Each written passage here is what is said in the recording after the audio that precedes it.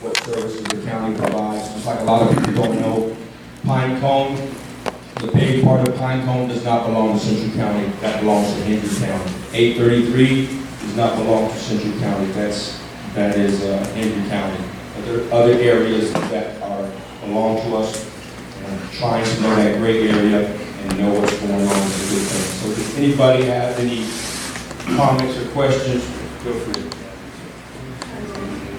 If you could use the mic, that we probably can't hear you. Just. Hello, my name is Kim Clemens, and I live at 648 Horse Cloud Avenue. Since 2018, when my husband and I purchased the land and cleared it, it's come to my attention that there's a land use study that the board members approved and are working with Henry County to rezone onshore ranch estates. And there's a lot of people that are upset about it. They don't want the rezoning.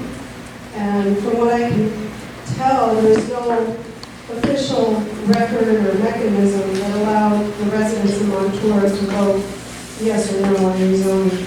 So I'm just asking if the board would reconsider their vote on the land use study, pull back, and maybe allow people in this community to vote. Yes. That's all I ask. Thank you for your time. Thank you, Kim. Just a little backdrop on that. It's done like in 2018-19, so it really is not in our hands at this present moment. It's in the county's process. So if you really want to be involved and understand what's going on, please attend the next commission meeting with Hendry County, because they will be voting on it soon. So thank you for that. And just to be clear, the land use study is Henry County. They haven't asked this board for their approval. We haven't adopted You any. never worked with Henry County, you never gave approval for rezoning. We were No. It's all on Henry County. We worked together as far as they asked us if we could do a land use study. We worked together with them to do that. But other than that, So did residents say Yes. yes? Yes, on the ma'am. land use study? the residents were here as a whole, as a What whole. mechanism did they No. vote? There's no No. official So record.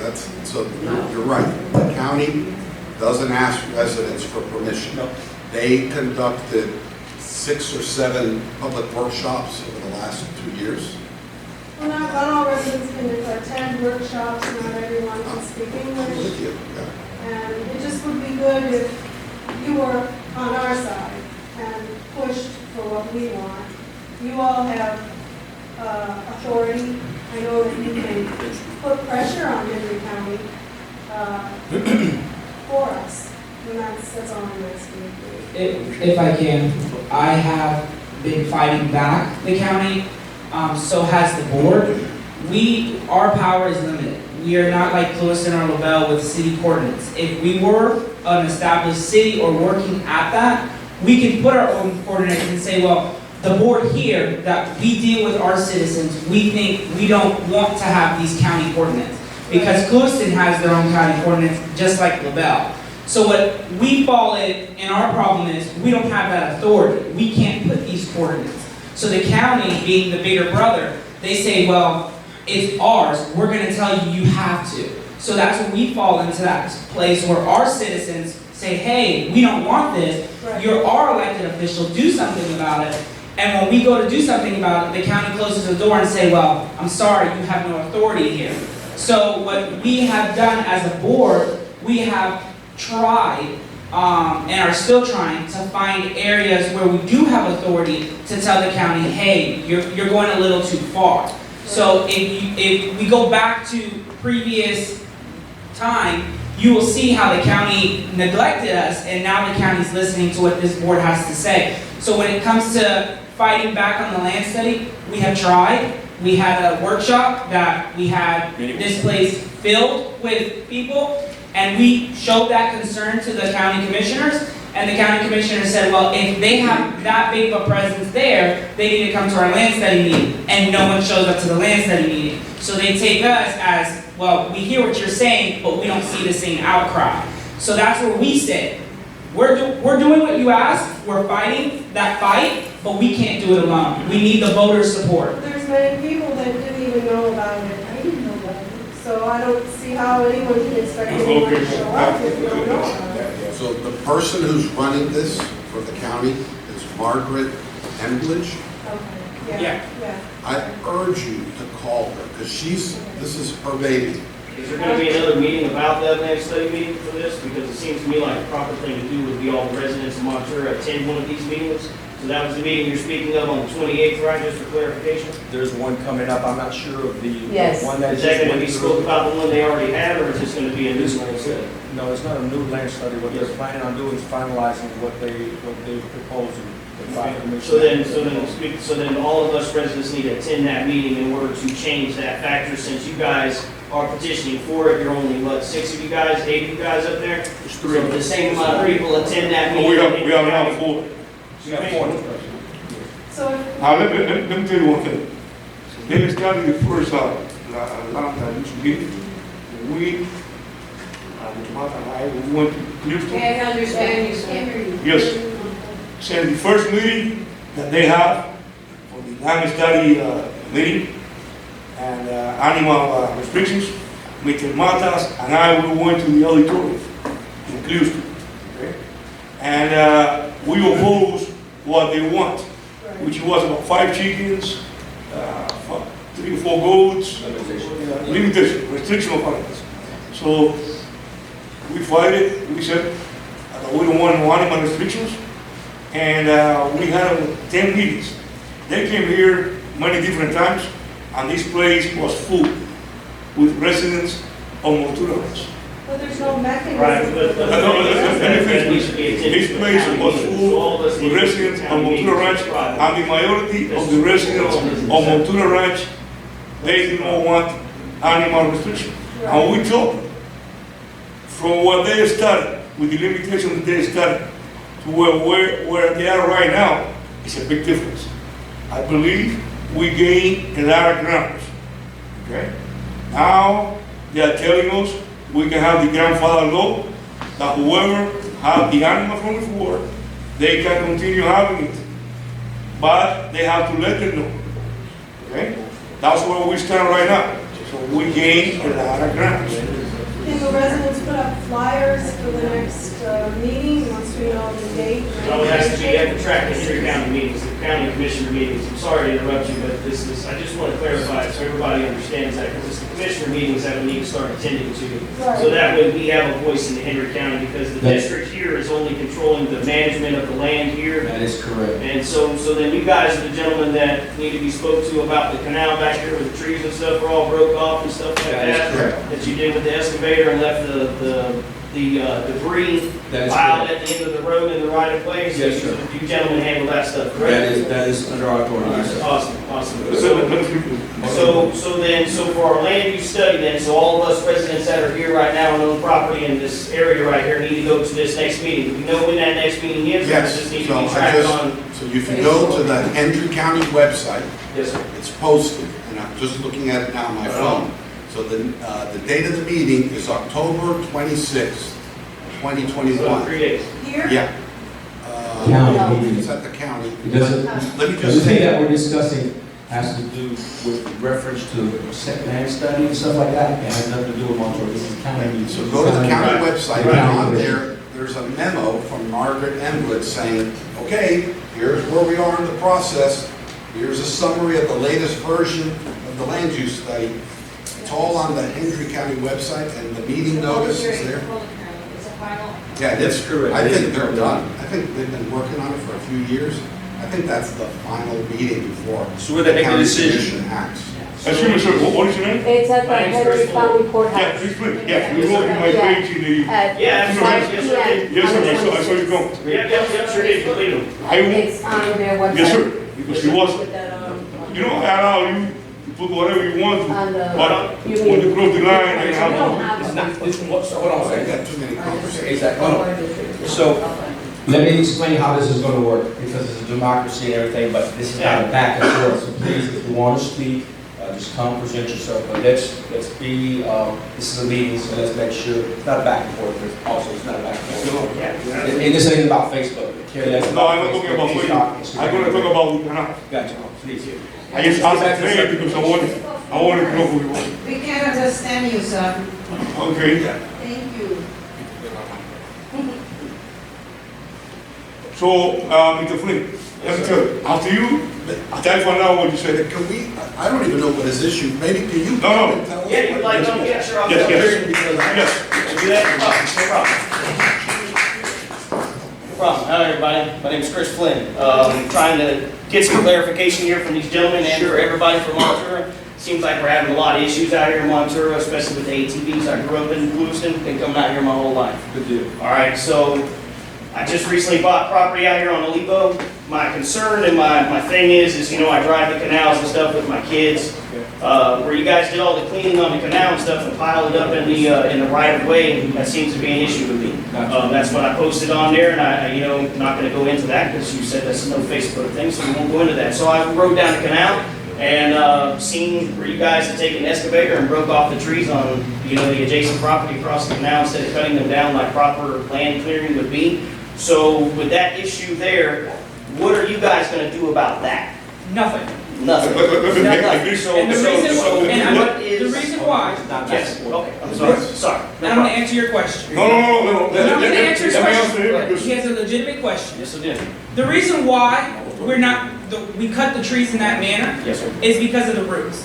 Right. If we were to rip the trees out and make it look beautiful, it would have messed up the bank. We have authority to make sure that this water is flowing. We cleaned it out. It doesn't look pretty, but the water is flowing. I understand I seen your post. I was gonna comment on it, but you said you were gonna come to the meeting, so I said, perfect, I'll address it here at the meeting. Yes, sir. The reason why we didn't pull out oak trees or pine trees is because of their root system. If we were to rip them out, it would have messed up the bank of the canal. If we mess up the bank of the canal, that's more money that we're gonna have to put back into fixing that canal. Yes, it doesn't look pretty. We'll go back later on and mulch it down with a mulcher, but as of right now, that it's gonna look like that. These are our two factors. We leave it like that, we flood, and then we have this room filled with people saying, hey, Montura's flooded, what are we gonna do about it? Or we have it looking ugly like that, and then we address it later. The reason why we left the piles there, I spoke with management, spoke with the team, we're short-staffed. There's a lot of places in Hendry County and within our state that are very short-staffed, and this is our system of doing it. It was out of the way. The canals are owned by Central County Water Control District. We left it on our property, and so we can get back to it to address it. That's the reason why it was like that. So I understand your concern. Hold on one second. I'm going to respond to his deal, and then we can come to you. My concern is I wasn't talking about ripping the trees out from the roots because, of course, that absolutely damages the bank of the canal. You know, a little bit of common sense can tell you that, but why leave them 6 foot broke off in the air? Why not take a little bit of time and effort now, since you're already spending the money on the budget, spending the fuel, spending the time, spending the personnel that you do have available, instead of cutting them trees down and then removing the entire tree? I understand about piling them in the right of way on the end of that one road, but the concern is if emergency crews and stuff, there's no residents there, so I can understand that argument on that side too. So we're gonna leave that pile there for it to decompose and rot in that place, or is this gonna be a future thing that we want to remove that No, stuff? it gets picked up the following day. No, it gets picked up the following It day. usually takes But about still a there week. today. Yeah, it takes about a week of time. Okay. So what they've done, if you notice what they've done, and I'll just show you. So here's what they've done. Yes, sir. We have in the budget for a mulcher head. It's like 30,000. It wasn't previously approved in the last budget because of budget restrictions. But now, here in the near future, that attachment will go to either a boom neck or some type of machine, and it'll take it down, it'll grind it all the way down. Cool, that's my concern, that's my question. So cool. And then So we're gonna buy equipment. and then the mulching puts an attachment, then that mulch will go back into the ground Yep. with the nutrients, stuff like Makes that. sense. So you won't see, the residents won't see, and I won't see butchered. I love oaks. Yes. I have tons of oaks on Yeah, my me property. too, me too. So I prune my own oaks. I prune my own oaks, I clean my own right away, so Yes, sir. you won't see where the long arm has butchered oak trees along Right. certain highways and along edges. So when Right. we get that equipment, you will see an improvement there. That's Now, the other thing is, what they have done is they'll usually put it on the right of way. They'll take that debris, they'll take it to our 5 to 7 acre compound. They'll let it there, sit, decompose, and when it's decomposed enough, they'll get a permit and they'll put it on fire and light it up.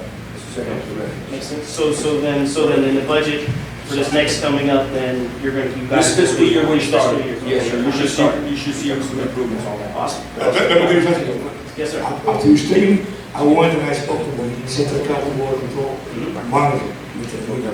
Yes, sir. He told Mr. me, Emilio, that's the name? Mr. Emilio, And he's not here today, but he's the guy that really. That's the day to day. so he explained to me, Very familiar with those. he explained to me the same thing that Daniel stated.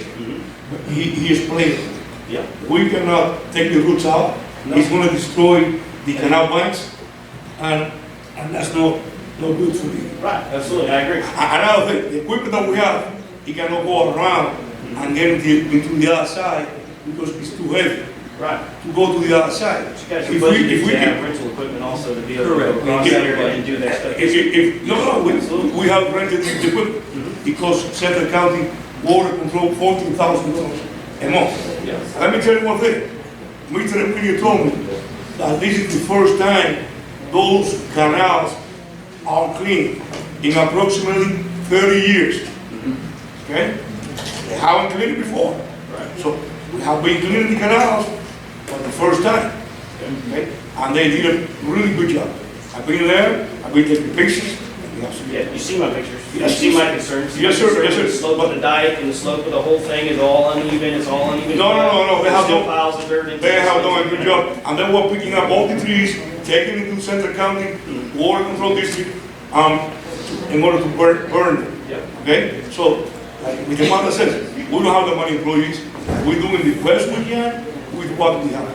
Thank you, sir. Yes, sir, thank you. Thank you, Chris. Yeah, no problem, no problem. Thank you, good question. Wait, hold on a second.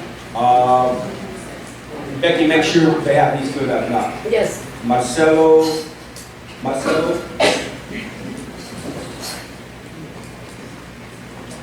Thank you. Thank you, sir.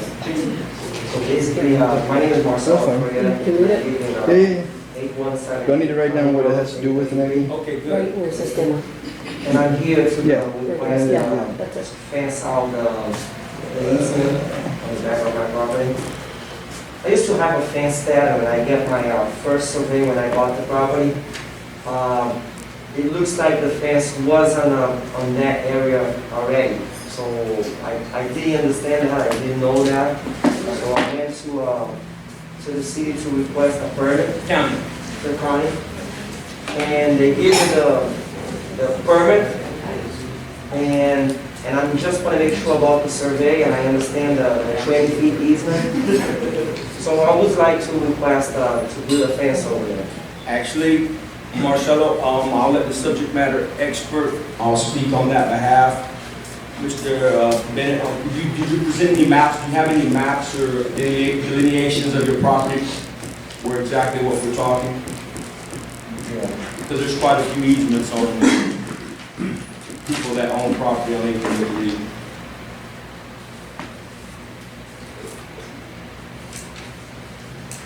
Mr. Bennett, would you like to speak a little bit on that? You're probably going to have to use your mic.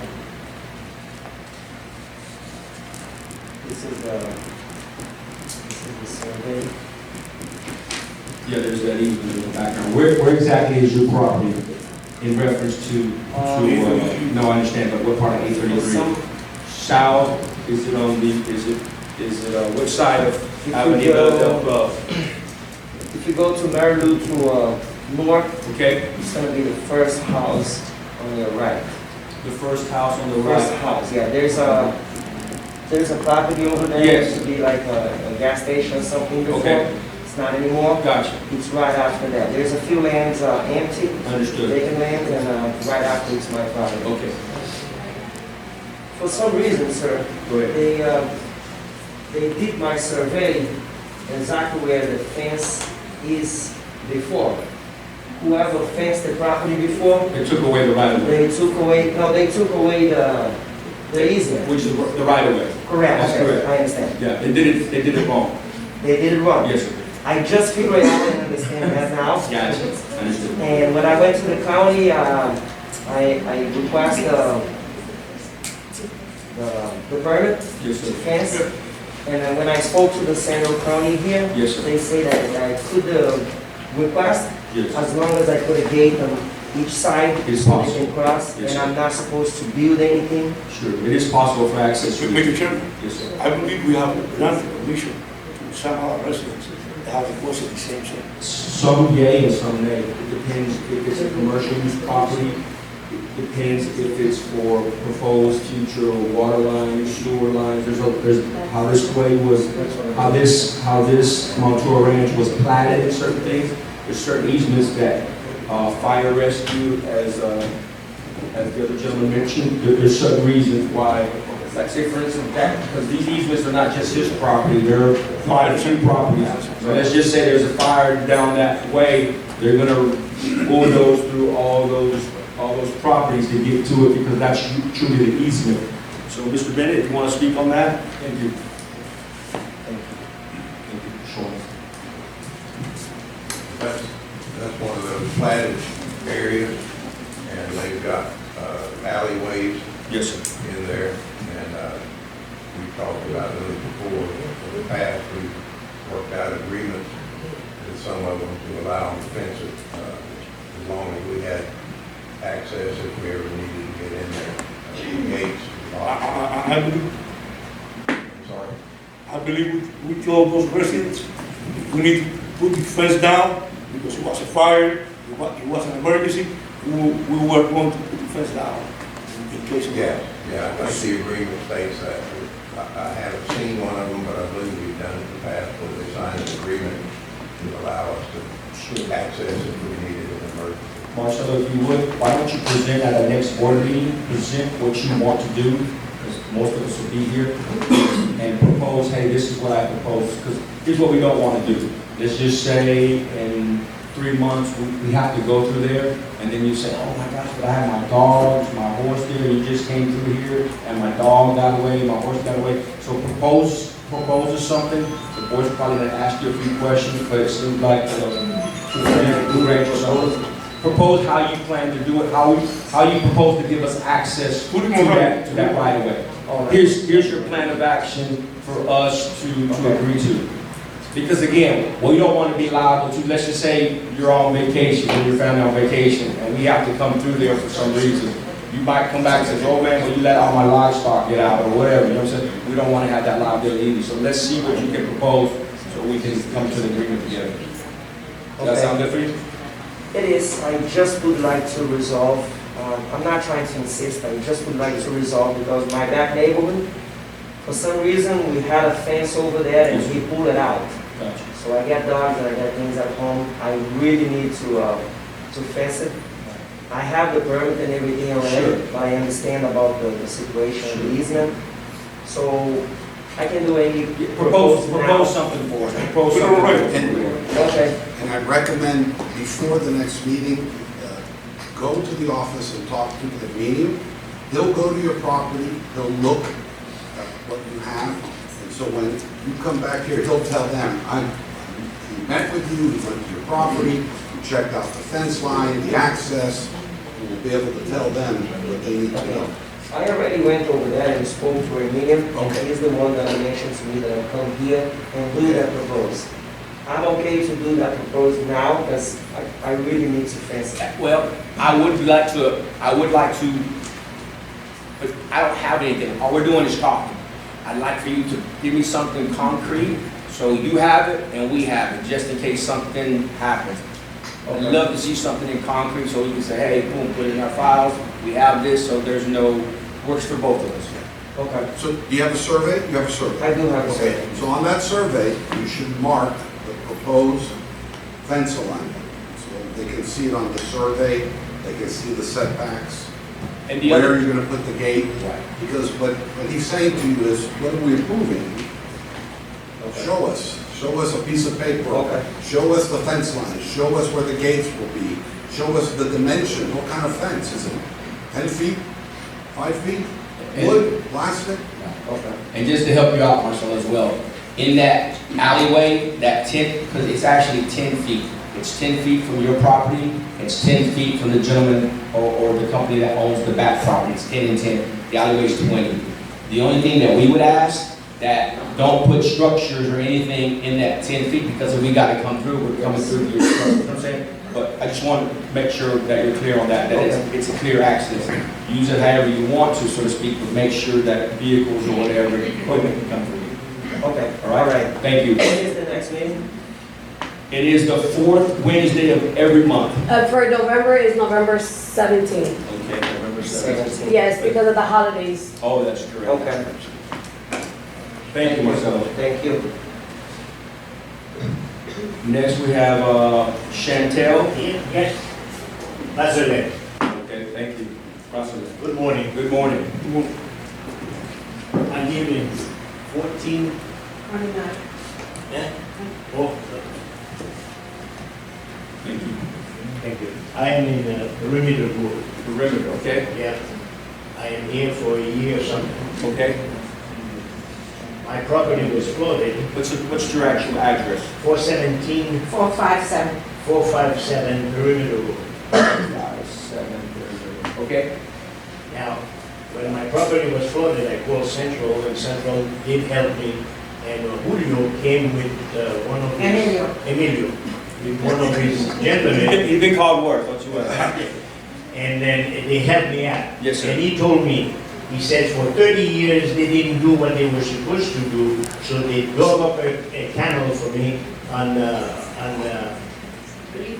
Olivo Road. Okay. Now, I still have water on my property. He suggested that I buy 10 truck of sand from you guys and put it on the property. You're talking about building up your property. We're doing this. You're talking about building up your property. Yeah. And pitching it where it runs away from your trailer, house, or whatever. Absolutely. Okay. Now, my question is, It's an idea. Perimeter Road doesn't have a canal, or it doesn't flow. Okay. There is a cable on the canal. Okay. What do I do with that cable? What do you mean in reference to? I don't know what it is. Cable. That's what I said. There is a cable in the canal. I don't know what it is. In the canal, so Mike, it could be, it's probably not fiber, so it'd probably be something like a telephone. Yeah, it's probably some type of telephone, com cable. Okay. Most likely, you'd have to call 811. Who's that one? 811 is what, anytime you do any type of digging, before you do any type of digging, the most important thing is to call 811, and they'll come and spray where their cables are, if there's fiber, they identify everything like that, and then you're not allowed to dig within 2 or 3 feet from that marking. You do it manually because you're going to hit probably one of their fibers or lines. The cable crossed the canal. I understand. So what is the address of the place? 457 Perimeter Road. Okay. Now, my question to you is, I'm talking to Julio. Is that his name now? Emilio. Julio, we'll call him Julio from now on, though. I like that. Emilio told me, Julio told me that the reason why I am flooded is because some guy who's not part of us Okay. is dumping his water in Canal 1. We'll discuss that. We'll discuss that in the meeting as well. Yes. Okay. We'll Now, discuss that here too. my question to you is, I have to call 811, you said? When you do digging, that is the proper thing to do. Call 811 to see if there's any Okay. fiber, telephone, because you would hate to break somebody's telephone and then you have a few customers beside yourself. Inconvenient. Well, I understand. I could argue that what the hell is he doing in the canal? There's plenty of stuff everywhere. I mean, I've dug less than 2 feet and seen fiber before. They're not supposed to be like that, but telephone is run really shallow, unfortunately. Yeah, but meanwhile, my property is flooded. Yes, sir. Okay. Now, my question to you is, call 811, you said? Anytime you do any type of digging on your property, you're supposed to call 811 What else? to identify your phone and any kind of electric or power. Okay. So, anyways. Now, my question to you is, Perimeter Road, Yes, they have a canal. they have it in there. There is a canal in Perimeter Road. Okay. Is that mine, or is that, who that belong to? The canal. You look at your easement. So your property is adjacent to a canal. My property is on Perimeter Road. Between the road and my apartment and my property, there is a canal in there. Gotcha. Like, who is in charge of that canal? Most likely it would probably be us. You guys. Without looking at you, you're not showing me anything. So without looking at, I would assume it would be Okay, us. so now what I'm saying is, you guys want to take care of it, Take what care what? of the canal. Yes, sir. Okay. If it's ours, yes. If it's ours, I don't know. That's canal number 1.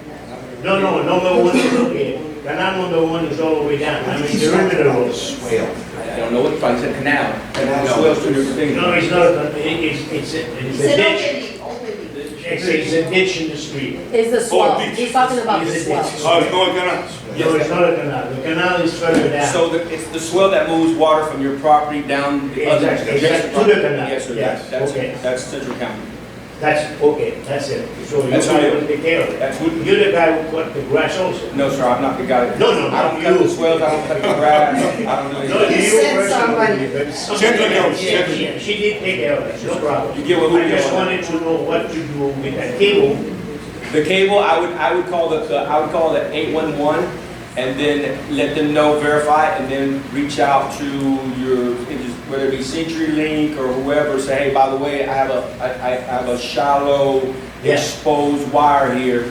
It could be dead, it could be, but you want to see it Make every sure before I do anything. Exactly. Okay, thank you very much. No, thank you for Thank you, coming. thank you. Good morning, my name is Chantal Basile, and I live with France at 457. We married a long time, a long time. congratulations. Yes. I first would like to thank Rosa, Emilio, and Jose for their response to our request. They did send somebody right away to dig the canal on Olivo Street, which was supposed to have been done 30 years ago. It's done. Now there is, which you talked about before, a big confusion between what Entry County is responsible Yes, for ma'am. and the central ward. Yes, ma'am. I've been given the runaround, telling me this person is responsible for this person is responsible. And we're getting nowhere. Gotcha. I'm glad that you're saying that Central is responsible for the ditch that we have in front of the house, Yes, ma'am. and I would appreciate that it's done. Now, what is the board going to do about this person? You said you're going to talk about it. Yeah. Who is dumping their water, maybe illegally, I don't know. We don't know. Either. And all, because I've seen many properties. Our lawyer flooded. is Yeah. in charge. Many properties. Mine has been flooded for No. more than 4 or 5 years. If we're not gonna die of COVID, we're gonna die of malaria because of the mosquito. And it's crazy. You guys are responsible for all of us. And of course, you need the support of the residents.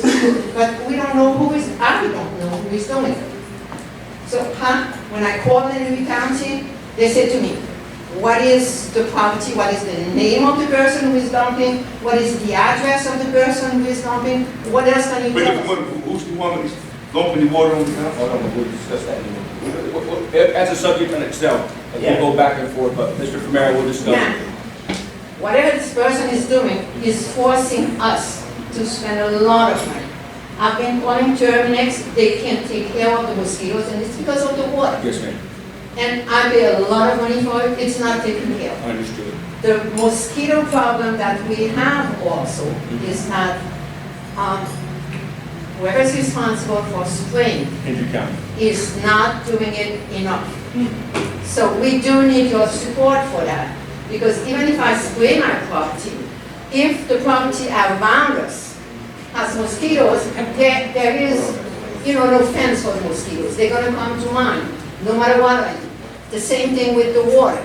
The water may be coming from the places around me. Yes, ma'am. This needs to be taken care of as soon as you can.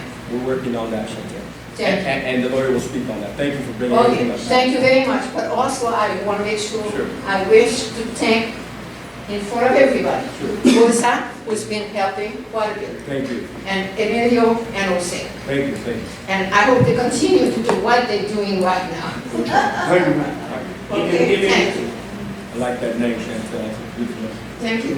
Thank you. So, John, when you get to the report, if you can discuss that, I know it's been an issue and it really was a big one. So he will discuss that about the water coming from the adjacent property. The engineer and I will talk about it. Sure. All right. Next one is Sharon Martino. Yes, hi. How you doing? All right. You go, Sharon. Hi, my name is Sharon Martino. I live at 170 South Kennel Street. I moved in Montour back in 1993, and I've lived on Kennel Street since 1998. And I noticed a lot of changes here, which I'm not very happy about with this land study and all that, which you all explained yourself finally how it operates. One of my concerns is how come my road is not paved through? It's a through street. You're all saying it's not in the budget for years and years and years. That's correct. I don't know about that. Okay. Since you guys got a lot of overtime done, how is that in your budget? Easy, because it paved Also, road is I'd $1 like million. to request, why can't I ride my golf cart anymore? There's a gentleman right behind you. Well, Henry County has legally allowed them to ride in Coolston and other areas, so wouldn't those laws apply to us out here? That will be a question for the County Board of Commissioners. Oh, so another runaround, ping pong back and forth. Yes, I ma'am. can tell you, so Yes, Clueston ma'am. is a city. So in the city of Clueston, they decide what happens. It's out here too, we're a rural area, No. right? We're rural. Rural has nothing to, we're in unincorporated Hendry County. So where we are, So why does the city rules always apply to us? that's not true. Okay, I can't ride my golf cart, which I used to be able to. We're not in the city, you don't live in the city of Clueston. No, I don't. I live on the outskirts of the city of Lewiston, so I should be able to ride my golf cart Sharon, you're more than welcome to ride your golf cart. without getting pulled over by Mr. You get pulled Friendly. over. I mean, I have a golf cart. I can't ride it. Okay, If I may. yes. I got elected last year, November, and one of my biggest things that I was pushing on was to ride ATVs and four-wheelers through Montour. Because growing up here, it was allowed. Let me rephrase that. It was allowed. So when I got on board, I got to see both sides. From what the state says is allowed, from what the county says is allowed, and from what is legally allowed. It wasn't allowed. It was never allowed to begin with. But this is country. Well, you're right. So what happened was, it's called a generational change. The previous board said, oh, I seen it, it's okay. But it was still against the law. No one pushed on it. I was pushed by my constituents, my voters. I want my road fixed. I want my road I want my maintained. road paved. Right? So what I said was, let's open the book that the state says we have to apply by, and we're gonna do exactly what that book says. And in that book, it says you are not allowed to have ATVs or four-wheelers or anything in that nature on our property. Hold on our property, because we don't have the jurisdiction to allow it. Clueston and LaBelle have what is called city coordinates. So in their city coordinates, their board can say, well, we want it to have ATVs. We're not listening to what the county says. Unfortunately, it's out of our power. So the only people who have the power to say you're allowed to have ATVs, four-wheelers on your property is Hendry County. We maintain it, but they're the only ones that put the coordinates for us. So what happened was, at previous meetings, we brought it up because it was a very big concern. We got it sent to the state. The state said, okay, the only people that can allow you guys to do that is Hendry County. So the board said, hey, John, send it to Hendry County. Hendry County voted on it, and they said whenever the state gets back to you on what the rules and requirements are, then you will be allowed. We are still waiting, John, correct? We are still waiting for the state to send us the requirements to having the golf carts and everything before the board says you are now allowed to have your golf carts. Crazy. Back to my road, when's that gonna get paid? Sharon, to be honest with you, I don't foresee us doing I'll be dead before it's paid, right? Probably you would be first. Appreciate it. The other thing, so you guys know too, if you want improvements, this water control district is not going to be able to bring it. The amenities and all these changes and all these things, you can't have it with a 298 board.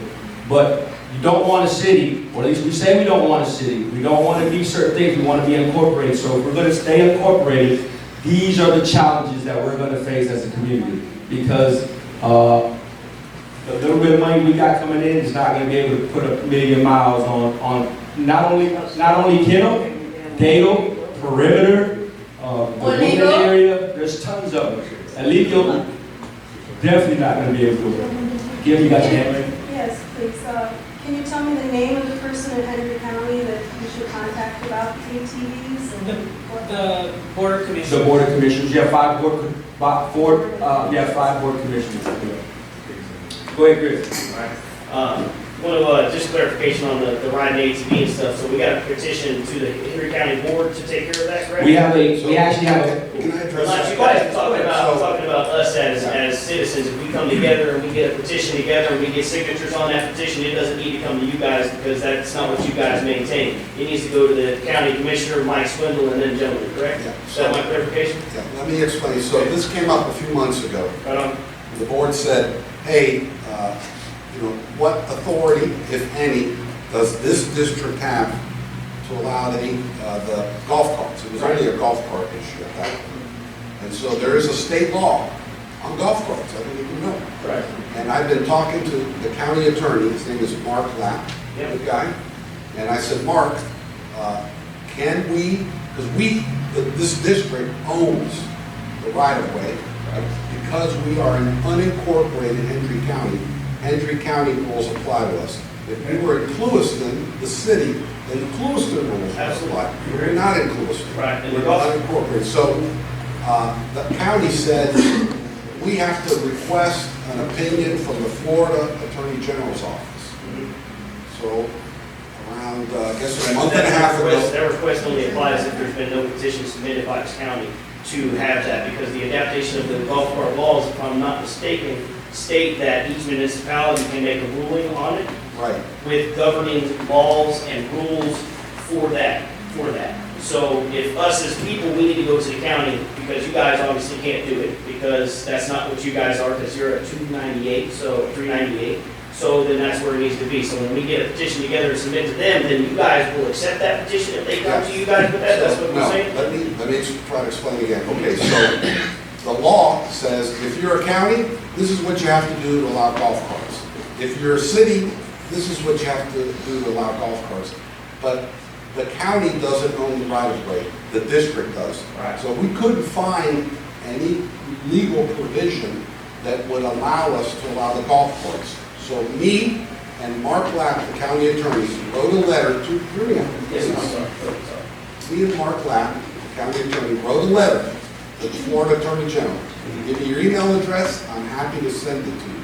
Right. The letter said, hey, we want to know what our legal options are to allow golf carts on Central County right-of-way. We wrote a letter to the Florida Attorney General's office. We are waiting for a response back.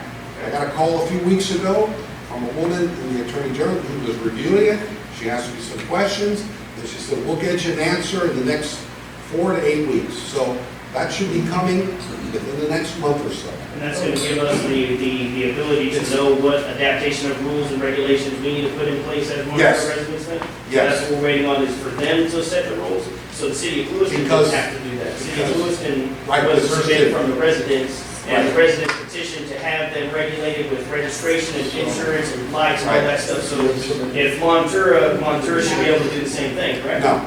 Let me explain legally. So we're not a city. We're a water control district. Right, A and the city, county can state that.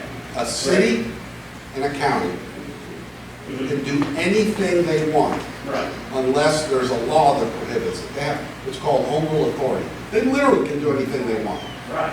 We're not a city or a county. We can only do, we're the opposite side of the coin. We can only do what we have specific statutory authority to do.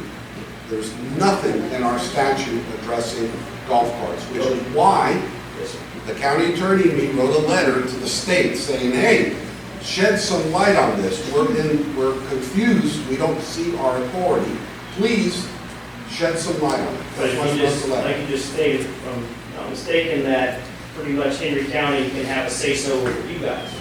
So if Henry County has submitted that, then so. No, you're waving a broad, in the area of land use and zoning, we are an unincorporated Henry County, so we are subject to whatever they say in terms of land use and zoning, in that area. Exactly. What we're talking about now is land that is owned by this district.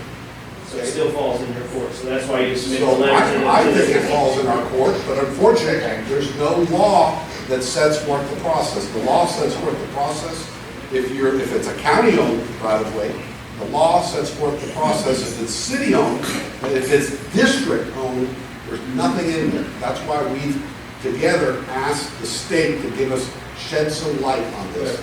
And that, we should get that soon, within the next month or so. We should be getting a letter back detailing if we have the option, and if we do have the option, what's the process to allow golf cart usage on district-owned right-of-way. If it was county-owned, this would be easy. It'd be up to the county. But you know the county's position is, if it was county-owned, they would say no. Doesn't the sheriff's office have some discretion on who they pull over? You can focus on speeders and loitering, but That will be a question for the Hendrick County Sheriff's Office. I've sent them a couple minutes. I'm not allowed, I'm not a public information officer. I'm sorry.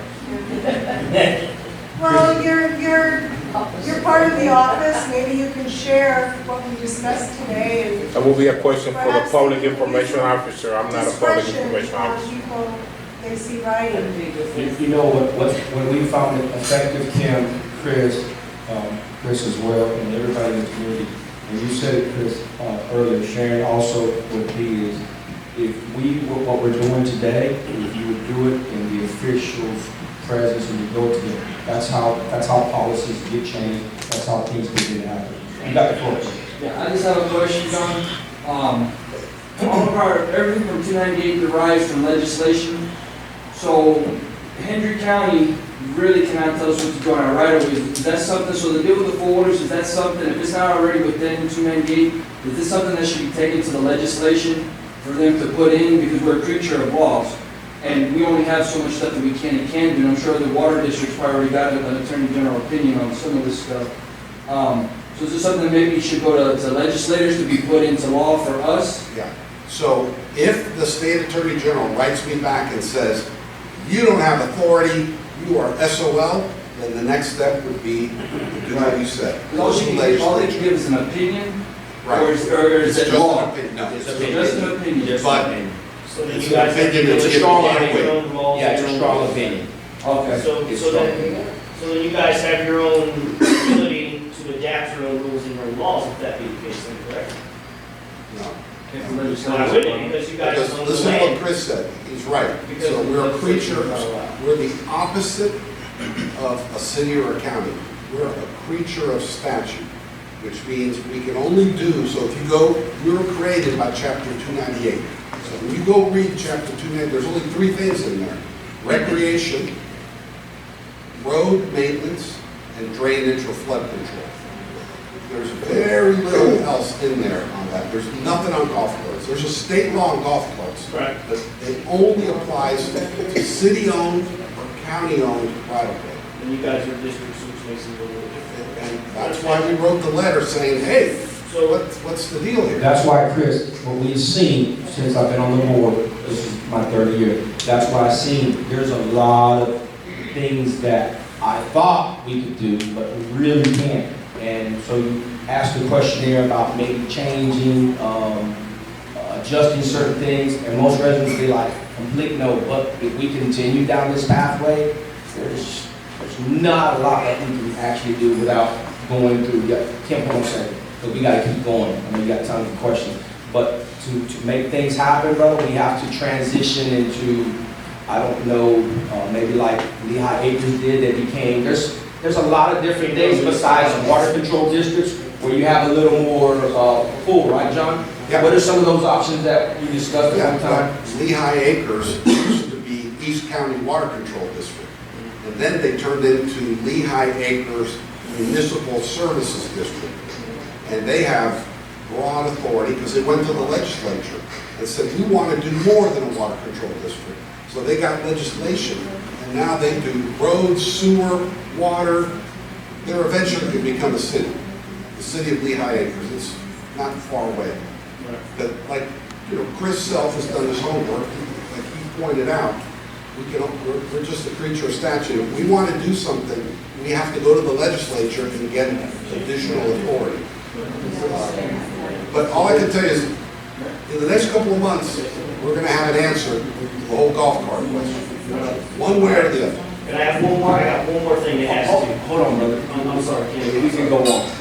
All I wanted to make a statement is, if they're gonna keep taking more things away from us, we might as well become a municipal corporation. I don't think Just most, like we hide papers. You wanna stay country, but apparently they're gonna take that away from you anyway. So municipality, I think, is something that should be considered by the community. there's a lot of pros and cons of that. Most people that live out here for a long time, Kim, would tell you probably no. Yeah, but you're taking stuff away anyway, so might County. as well It's get your the power county. back. It's Hendry County. We'll move on. Thank you. We'll have some more discussion. Next one is Eliana Hernandez. No, you don't have any power. Good morning. Good morning. No, I don't need that. I live at 460 North Arboleda Street. 460 Yeah, and I- north this way. Yeah, I own 450 North Arboleda. Okay, 450 and 460, okay. There is, which is north of Horse Club and North Arboleda. Gotcha. There's a 10-foot alleyway in Same between one. my two properties that my neighbor, Mauricio, Sure. and forgot her name. Now, I had, my fence got knocked down in the hurricanes. Okay, Now, my husband and I are truckers. okay. So sometimes we're out for 2 months. Right, you know, right. And when we're home, we try to get stuff done. Understood. Finally, I got someone to remove the fence because it was already down. He got upset with me, Who? Mauricio, her name. Oh, you butt up to him? Yes. Okay, all right. Now, I told him that this was my property and there's a 20-foot easement in between our properties. There's an alleyway. Yes. Yeah, which he played dumb and said, you know. When you do a survey, believe me, it's Yeah. gonna show. Yeah, well, we did the survey in the beginning of the year. Most people, yeah. Okay, Mhm. and, because we figured, okay, we're gonna go ahead and replace the fence. Sure. Now, that fence has been up there for like, I don't know, 30 years. God knows how long, yeah. My father-in-law, put it up there. And, it was all rusted and wanted to knock it down. Sure. We finally got rid of it, and now I'm trying to do the fence over again. Yes, ma'am. But they're telling me that there's an alleyway between, which I knew that. 10 foot yours, 10 foot his. Right. Right. And I know I went to. She's got two easements. Yes, I'm just saying, but I don't she care has about the one. she has a property that butts up to Marcelo's property, so that 20 foot there, Yeah. 10 for you, 10 for him. Yes, But you I have know another years property. ago I went to the water district and I signed something for, I guess, the use of the easement in the back, Possible, but I don't care about that one. sure. The only one I care about is the alleyway that's in between my two properties, because I would like to put them together Mhm. and then put the fence around it. Can you bring something that you proposed to me? Let me ask you a question just because, we're talking. So when your fence came down, I assumed he was using your fence as well on the back property, that's what he's discussing. So in that fence, you got taken down, animals can get loose, right, something like that, right? Well, he's a new neighbor. Yes, he is. I'm not sure how long he's been there. Got it. But yeah, which I found, the fence was kind of knocked down. He's got this aggressive German Shepherd, which Okay. already went into my property and kind of went crazy around that. Gotcha. So I think that's the reason that he wants to put the fence up. Mhm. Good. So, but I just, like we spoke to him and, we just didn't like it because we didn't tell him, which we did tell him like 6 months or 5 months ago, that what we're gonna do. He just never came to us and said, okay, look, I'll put up the fence and I'll go hack with you, or go ahead and put up the fence, or, whatever. Somebody. So he never got back with us, didn't communicate with my husband, so. So, Eliana, can you present something to us, exactly what you're wanting to do, and what you're wanting to use that, not use it for, I don't care what you use it for, but what you want to do, but just like we told him, there's nothing obstructing the way, so in the future, because, and there'll probably be some type of agreement. Yeah, there's If we ever need it in the future, we're going to ask you to remove, sure. Yes, sir. Once you get this, because as you might imagine, these alleyways are everywhere, and we've reviewed and approved many of them to put in fences. You'll get what's called a license permit from us that says, yes, you can put a fence in this particular area with gates. Now, that license says, at any point in time, if we need that right-of-way, we can yank it out. Okay. Chances are, that's not gonna happen, but you'll get a license permit from us. Now, in the fence. if I do get permission to use the alleyway, that's if I would need to put a gate. You would have to have something where we're accessible as well. Okay, so in other words, if it's a locked gate, you would need a key, or it cannot be locked. Or, you know, like a lot of people do with FPL glades, you know, sometimes they're double locked, yours, ours, or something like that, or the bolt Well, cutters I work had, good. Bolt cutters work good as well. So, but we wouldn't want to do that as well. That's why, as we Well, told I him, just made them, well, I had a fence just for them to get in with their own lock. that would be something, because like, for instance, let's just say you guys are out doing a tour and you're trucking to Alaska. You don't have time to go, oh, by the way, I gotta put my llamas away, my goats away, hey, you know what I'm saying? Yeah, We don't. this was vacation now. Right, I'm just saying, we want to put you in that situation, hey, Yeah. now you come to the next meeting, all my animals got away because you used that easement. That's what those agreements were. Remember, this is what we agreed to. Right. That's why we want something in concrete. Our subject matter expert engineer will look at it, the attorney will look at it. Yeah, because I asked the guy to, the one that was going to do my fence, to do something for me, so I'm waiting for that. Okay, so I just need to bring that to, Bring it to the next meeting so you can present what you want to do. I'd bring it to the office, and then they'll say you want it on the agenda. Show a survey. On that survey, show where you're proposing to put in your fence line. Put a little bit of information, what kind of fence. how tall the gates, the size. That's it. Yeah, okay. And then since you have two adjacent properties, make sure that one's there as well. Now, I did get two surveys, one for 450, one for 460, but they're telling me if I combine the properties, I need to get a whole new survey of That is true. one. For 4 points here. Yeah. And then you would have to go to, if you want to make it one, you go to the county, get a little fee, say, hey, I want to make it one complete property, they have the luxury to do that. It's called the unity of title. That's right. Unity of title? Yeah.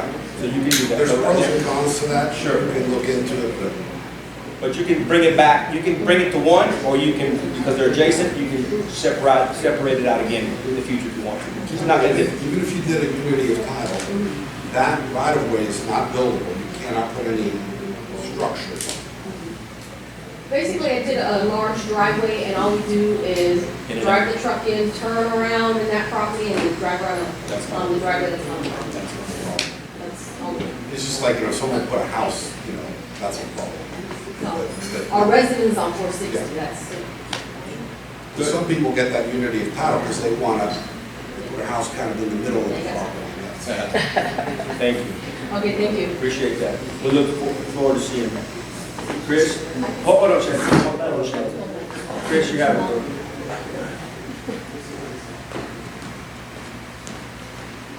My name's Chris Self, I live at 266 Avenue, the plug. I put in a complaint to Central County on our property, is 115, which is Maryland's General Store, and we had a bunch of trees that's growing on the right of way, which our fence is kind of destroying it. Some of it is our trees that are destroying it, but I asked Central County to take care of it. What's theirs, and we'll take care of what's ours and whatnot. So I was at the day that the surveyors came, and they went ahead and did the survey. I haven't got a reply back from Central County.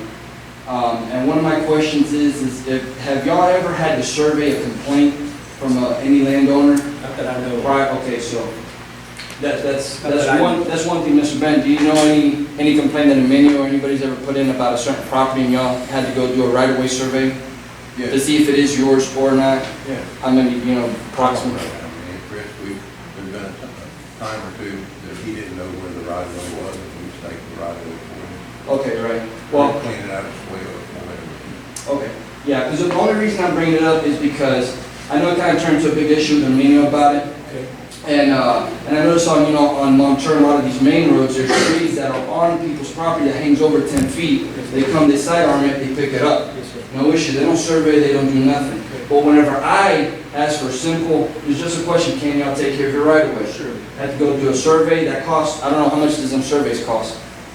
Approximately, like I the one, usually call for them, they're usually anywhere between $500-$600 when I do properties. well, I don't know what benefits, it's a charge, you know, and I mean, it's fine, but I just believe that the problem, it was nothing for them just to come and take the trees that are theirs. I found one of my corner stakes, the other one I could have went and found. But it's just, what worries me is the extent that something so simple ends up and what it costs the community. You know, because like I said, on Horse Club, they mowed down a ton of trees that they're hanging 10 foot over into the right of way and they mow that. But then I asked for, I mean, it's just an acre and a quarter, not even an acre and a quarter.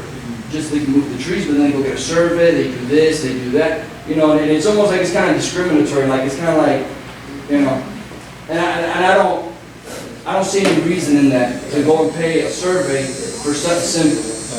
You know, Did they resolve? No, I don't know what they're gonna do. And even like at my house at 266 Avenue Del Club, you know, Pan America put all the eucalyptus trees through there. I don't like that. And I mean, I sent an email, I don't know John or whoever. Anyways, but I sent it to them. And it's already destroyed our fence, broke our power line before. The one in front? On the side, on Drummond. And I mean, and then said, well, we gotta go see if it's on a right of way, so it's clearly 10 foot off my side of my street, so, you know, I don't want it to keep destroying my fence, or, because every time whenever I go to mow my property, it takes me 30 minutes to rake up the leaves, you know, all the seeds, the roots are hanging up, I already hit it with my mower, and stuff like that. So we'll look into that, let's see what we can do. Sure. Okay, yeah, but I'd just like to know, well, I mean, it don't matter, but I appreciate it. Thank you, sir. Appreciate it. Anybody else, do we have it, so we can move on with it? Chantel, you have your hand up, sorry about that. Yes, you talked about the letter before. Which letter is that? Because we never received, What letter? and that, You mean about the golf carts? no, we are talking about 298, and you said that there was a letter that was sent. No? Yeah, that's regarding golf carts on private way. Well, we never received that. That brings Yeah, no, on we didn't send it. another question for me.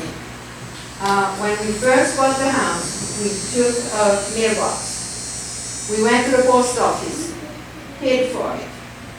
2 or 3 months later, when we went to open the box, the key would not open. It would not open the box.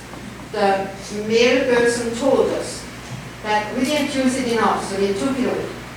We go to the post office. We went to the post office and we said, we paid for this box. Yeah. How come you just decide to take it away? That's the way it is. We even said, are you going to refund us the money? No. But they took away the box without letting us know. So there is no mail that we can receive because they've decided to take the box away after it was paid for. That is one of Montour's biggest issues. That falls out of our power. That has nothing to do with us. But as a board member who has worked for the mail facility and has an inside look, that mail facility was built decades ago when Montour was still private, and it was never upgraded, it was never invested into. So it's not just a Montour problem, I'm finding out from the county commissioners. It is a county-wide problem from Pioneer, LaBelle, Port LaBelle. There's different areas that they have mailboxes and some have what is called a mail center or a mail distributor. For our community, we have grown over the years bigger than LaBelle and bigger than Clewiston, and we still have a mail room instead of mailboxes at your facility. So before I had left the post office, they did get with the district, the U.S. Postal Service district of our region, and it is an issue that they're trying to address. The new carriers, they're working at it. I spoke with them recently about what's the plans for that. That has nothing to do with Central County, but it is an issue that I am pushing on privately and as one of your elected officials, that we do need to find some way, some means of getting a bigger or individual mailboxes. So it is something that is a concern, but that has to be taken up with the U.S. Postal Service. Yeah, but how do we take care of this? We can't receive any mail because a box of I has been taken away just like this. Yes, ma'am, I understand Without all your warning. concerns. Yes. So, and we wouldn't know if there was any warning because we don't have a post office. Absolutely. Yeah. And also, sir, the fact that I live in Montua and they're telling me they get $100 a day, I have to go drive to Cruzton to Yes, get ma'am. my box. As well as myself, my daughter we just put my daughter put up. That's not a fair, trailer. just put more Ma'am. boxes. I think we all agree with you. We don't disagree, ma'am. I agree. No, Not I'm disagree. just I agree. saying, Well, that's, Here's what we're trying to I say, agree with as a board, as Chris, you lived out all your life, thank you, Kim, you are seeing the challenges of living in unincorporated Hendry County. These are the challenges that we see. We have many more problems besides mail. We have a lot of elder people that need medication, and it's coming through Amazon because now Amazon is the new thing. But your medication might be stuck at Lewiston Post Office, which is what, 25 minutes away, and hopefully you can get there before your job closes. That's why you have to understand, when you move to an area, you have to thoroughly understand what's going on in the area, how it works, and if it's going to work for you. Now, we have people, including myself, trying to put pressure on certain commissioners to do more things for us, but they're like, one, you're a water control district, you're a 298, you have limited capabilities. Ma'am, I agree with you. We should have more boxes. There, we just have to drive to town 3-4 times a week in order to pick little packages, not big packages. Little packages. Yes, ma'am. I agree with you. thank you. Thank you. Anybody else, so we can move on to engineer's One report? more question. Yes, Why was this dock closed? Here we go, right here. Yeah, please. Okay. Becky, what meeting was that? Okay, That we closed it? that it was brought to my attention. I am. Okay. We were never Well, advised that it was going to be No. closed. My husband went and. I made sure we notified the public, it was posted on our website, and it was posted at the mailbox. The reason why I put the motion and the board agreed with me on closing the dump was because we had some contractors that they thought it was beneficiary to them to demolish double wide trailers and to compact them into our dumpster. And we had to change our dumpsters how many times within that time frame, Becky, within that day? Our bill came up to almost $11,000 that month. And we were changing dumpsters way too fast compared to other cities, which we're not a city, changing dumpsters out. So when I went to management, I said, how come last month the bill was not so high and now this month it's skyrocketed? And she said, well, some people took it up to them and they came and they were dumping. And when I mean dumping, a double wide trailer, they were dumping a double wide trailer into our dumpsters for our whole community to pay for. I didn't think it was right. I thought it was a abuse of the resource. I thought it was an abuse of other people's taxpayers' money. So I put the motion, I said we need to close the dump because we're not using it what it is for, as well as when I reviewed our contract with Waste Connections that you guys already paid for in your taxes. It states that Waste Connections is supposed to have bulk pickup once a month or twice a month, determining whatever our district says. Our district assistant district manager, I told her to put out a calendar that we're gonna start closing the dump from this month to this month. We gave them, a 3-month gap until we closed it? A 3-month gap to notify people to get the message out there that the dump will be closing in 3 months, as well as we sent out a calendar it was the first and the last Monday of every month for Waste Connections to come pick up bulk. Well, Waste Connections, because it is paid in your taxes, Waste Connections said, well, there's really nothing Central County can do. If you have a problem with our services, you have to take it up with Hendry County. So as your elected official here, I have been pushing on our county commissioner and on the county commissioner's board because I feel we closed something that we were paying extra for. It was an extra necessity. We did not need that because you already paid for it in your taxes. So what I'm saying to you is, Waste Connections is the reason why they don't come and pick up bulk in front of your yard. And I've been pushing on the people who are in charge of it, and that's Hendry County. So Hendry County is neglecting our service that we pay for in our taxes. So it was extra money you were paying for, and that was the reason why I closed it. But why are the people that are guilty of doing something wrong not penalized, but everybody else? Easy, good question.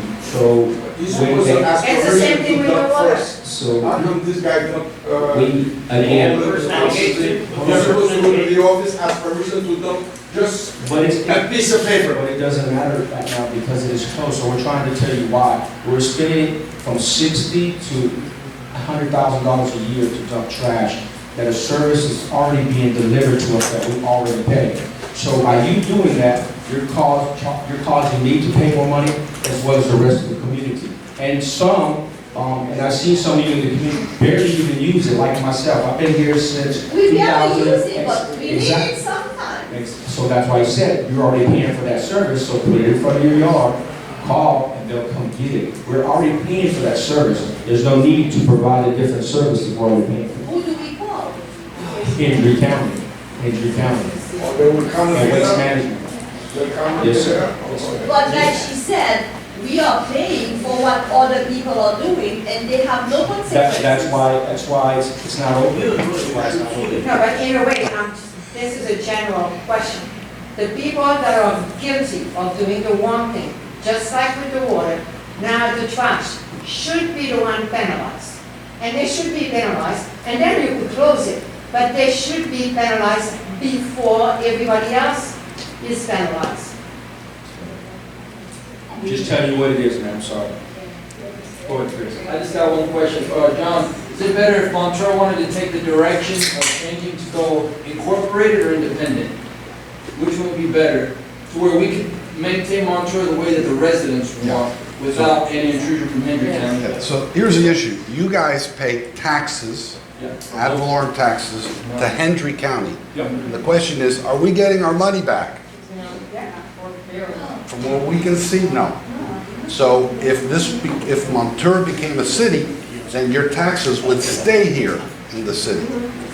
Because, you know, that's the big thing here, is Montour has never gotten its fair share from the county. Now, I can tell you, I've met with some county commissioners, Benny Alvarez, Juan Mata, in just the last 2 months. We did a study, paid $7,000 to a consultant to do a study about taxes. And it showed we're not getting a fraction of the money that you pay to the county. So we've been meeting with the county commissioners because we got to meet. And I'll tell you one thing I keep hearing from them, because, you know, it's all about votes. If the people in Montour went to vote, you'd have the county commissioners here on their knees because they wouldn't get elected. They tell you when it comes to voting season, they don't spend a lot of time in Montour. And the reason they don't spend a lot is they look at the voting records. Very little turnout. And that's why we are the white elephant in the room. Yeah. That's why They're we're the honest white about it. elephant. They'll tell you. Chris, Kim, and the rest of us, because we, if Montour would really stand up as a whole, we have 7,000 property owners plus, about 65 to 7,500 property owners here. If we would come out and actually get involved and make it, and put somebody in charge, we would make a difference for County Seat 4, who represents Montour. But since we come out and do 1%, maybe 2%, that's why they don't come here. That's why we get what we get. Well, that's why I think incorporation is good, because we're growing way beyond what Henry County and the Central Water can handle. For most, We're bigger than LaBelle, and we're bigger than Clueston. So we really should And the incorporate. problem is, the problem that lies within my spectrum of seeing it is if we don't find a way of keeping your voices heard by having a board or some kind of personnel that you guys can come to, you guys can message, whatever it may be, and we move into a different direction, we're gonna have what's called the blind eye. Because what happens here in Montour, and I tell everybody, even for my election, and I tell people moving forward, if Montour was to stand up when they get mad and frustrated over everything and vote, every elected official in our county and even our state will listen. Because it's not just landowners' votes, it's general population. So everyone from 18 and up that doesn't have a criminal record and has the legal authority to vote will move these elections around. What happens is the elected officials, they come here, oh yeah, it's election time, I shake your hand, and they leave. they don't invest into Montour. So me, when I got elected, and this board can be witness to it, I have pushed on our county commissioners, I have pushed on every single elected official, because I felt you can take the money from us in our taxes, but we want it back. You can invest into Clewiston, but we want it back. You can invest into LaBelle, but we want it back. Because what I found out, as one of your elected officials, and it boils my blood, is they can spend $30,000, $40,000 on parks and investing into LaBelle and Clewiston, but when it comes to Montour, they turn a blind eye. And the reason why they turn a blind eye is because this board only has a certain amount of power. So when I push, and when we push, because I ask them, hey, I need your guys' help, call this office, do this, they do that, this is what they say. Oh, well, we'll help. Okay, what are you going to help with? We'll just be there, your support. But they won't give no money. But the city of LaBelle can push on the county saying, hey, we're a city, we need this, we pay for it in our taxes, you need to give it back to us. The county commissioners say, you're right, we're going to do the best we can. But are they incorporated? Is LaBelle incorporated? Yes. Yes. That's the LaBelle's the difference. city. They're incorporated. And that's something that I urge everyone here in Montour to look into, because we have the means and bounds of working around it. Some people are gonna, it's a 50-50 coin. You know, some are gonna like it, some are not gonna like it, but it gives the people the power to say, hey, we don't want this, it's in our area, our district, it needs to be a coordinate. No problem, and the board can vote on that. Just want to make up the distinction here too. A lot of people get confused about, so Hendry County, your taxes for Hendry County is ad valorem. That's right. So if you have an empty lot, it's worth X. If you put $1 million house on that lot, Right. you pay more in taxes. That's correct. Central County charges a flat fee. So if your lot is empty, or if you have $1 million house on that lot, Correct. we don't get a penny more. So land values have been shooting up the last couple of years, so guess what? Hendry County's getting more money in their budget. The impact on our budget, zero, goose egg. So, I just, one more question. So, if we decided to go either independent or incorporated, John, Yes. would Central County play any role within, I don't think Central County can vote on any of that, that would be within the people to vote for? It would be almost like the city. So here's what, I'll turn this Just want to over. figure out Sure. how the board, either to help or don't help, or just. So here's what it would be like. John, you correct me if I'm wrong. Share what you're discussing. Yeah. So what, and I totally agree with you. So, and some in the audience probably won't like this, but when you become some type of thing and you say, hey, you know what, as a community, we want better roads, we want paved roads, we want sidewalk access, we want horse access, we want a mailbox facility, we want certain things. This man has been pushing hard for fire rescue to be out here full time. At 298, he'll never see it. If we become something, then we can have it, right? But it comes with cons. There's also pros and there's cons. Then you would have a board, you have like a city council or what unincorporated council or whatever. But then you can say, you know what, we're bringing in revenue now. We're taking care of water, sewer, trash, maybe some other things. Then we actually can get a surplus and a plus, like these emergency services, a school where our kids don't have to wake up at 4 o'clock in the That's what your morning. father wanted to do. That's what your father always told me. He wanted to do here in Montour. Okay? One, always fought for me and told me that's the best way for Montour. The county municipality. I agree. This happened in Palm Beach County. We are getting to that point, where the school system is telling us, one, you have enough kids in your community that you can actually start your own preschool, K through 4th grade. We actually have enough kids. We have, I don't know, how many buses do we have leaving Montreux? 30 or 40? No, we actually have. We have 38. We actually have enough to have. But it is have very 38 good to buses. find the route that keeps Montour the way that the people wants, not what outsiders want. So we can Exactly. keep our animal, keep the rural atmosphere. That is the challenge.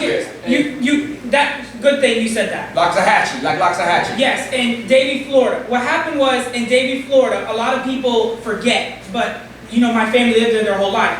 Davie, Florida started off like Montour. And what happened was, the law protects, like, the people who vote for me, the general population. People who move in there, but they're living on someone else's property. What happened was they said, we don't have a voice. It's always the landowners.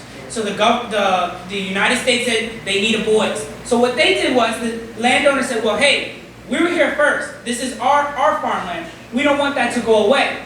But if we move into this direction with you, we want our voice to still be heard. So what happened was they have what's called a city commission, but it's the same voting spectrum. The landowners vote as well as the general population, but they run and function like a city. But it was all through the Florida Senate. So what happened is if you go down Davie, Florida, some people think it's weird. You have signs that have a four-wheeler on them, and you have signs that have a horse on them. So people who are not from there, and they drive through there, they said, wow, they have four-wheelers and horses that go through here. What is this? But when you look up their code and you look up their city, they call it the city commission and their city coordinates, they run just like how we do. You know, they have certain things that they're allowed to do and certain things they're not allowed to do. But the overall spectrum that Montour citizens are asking for, that's what they're doing. Yeah, because at the direction we're going, Hendry County does not care one bit about Montour. They never have. You know, like I said, I've lived here 36 years of my life and I've never seen one thing they've ever done for us here.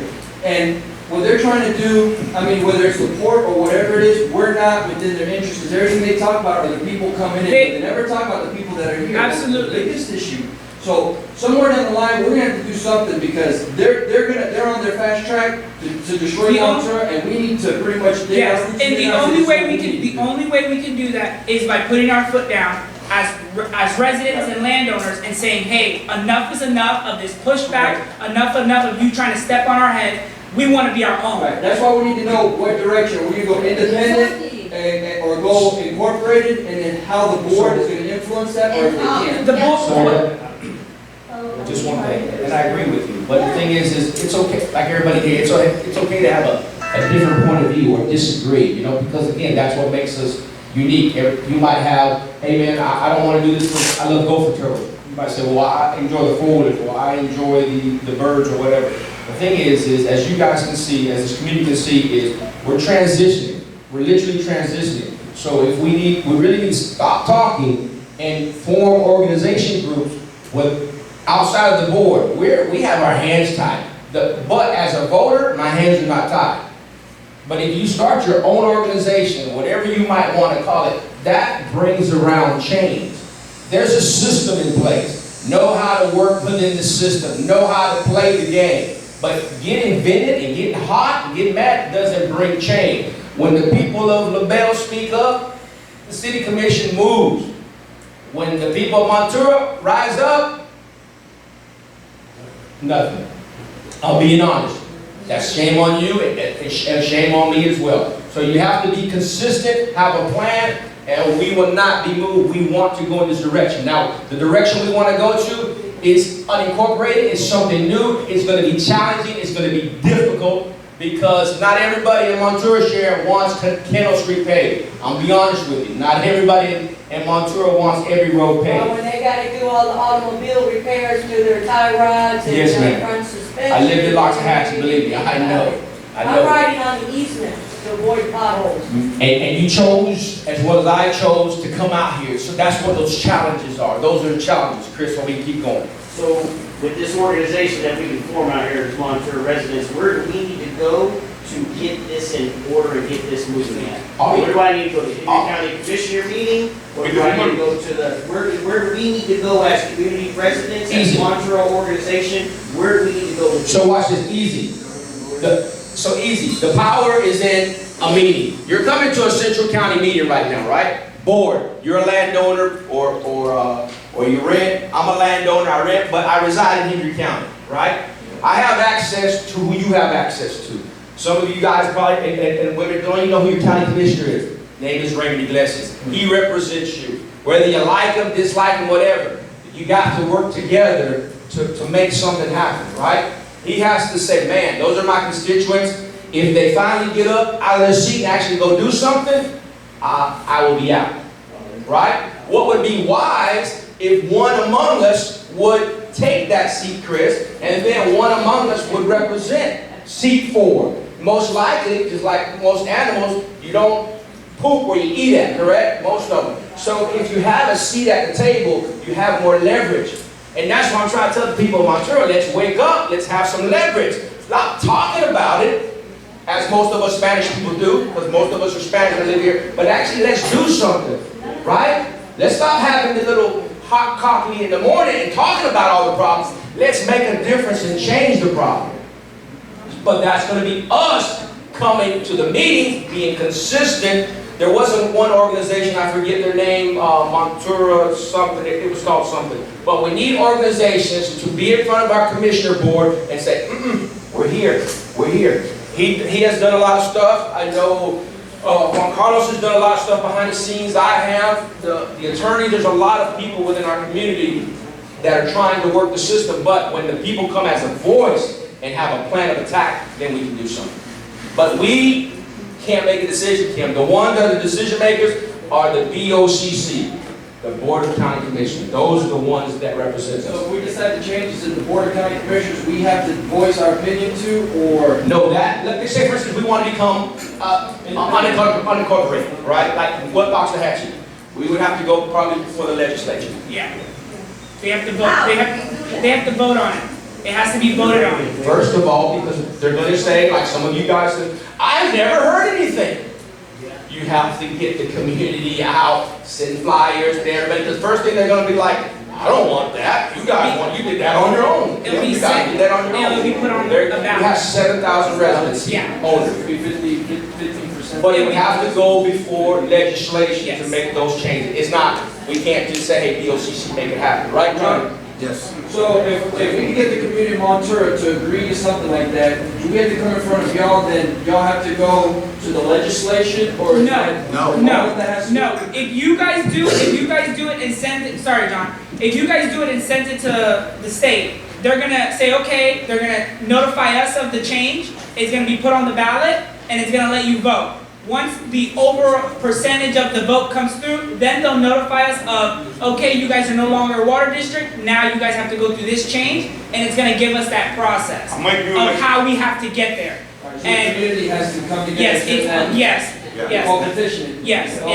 and Okay. also, it's not going to be on the ballot as, another thing, it's not gonna be on the ballot as changing our, from 298, it's gonna be like these weird numbers, or it's gonna be an amendment, or an adopting on the ballot. So when you guys do start pushing for it, yes, you're gonna have to, exactly what it is, because that's how they get you. They'll put something and you won't even know what it is. How long is the process, John? Just roughly, just brief. If we did want to do something like the residents will know. It's around 18 months, but let me just say, if you go like Google, the Waxahachie Groves, 6 years ago, it was Waxahachie Groves Water Control District. Now it's the town of Waxahachie Groves. And there's a lot online. You can see the process they follow. Juan is right. You have to form a landowners committee. Yes. You have to form an entity. If we go to the legislature, they're going to say, who are you guys? You're fucking right. What are you doing? And so it's, and I got to tell you, if you do call Iglesias, and you got to walk before you run. If he starts hearing that the natives are restless, you're not getting your fair share of your taxes, start paying attention. And also, listen, you're a landowner, we're landowners. This right here is ours. You want to handle a monster, just call it something simple. Like George Bond Owners, Landowners Association. What? Listen, we're on the board. This is the play. You want to have a meeting? Have it here. Once a month. So you're telling us that you help us, and you get behind this, and that's. You know what I'm going to do, Chris? I'm going to do you better. I'm going to see what the community's going to do.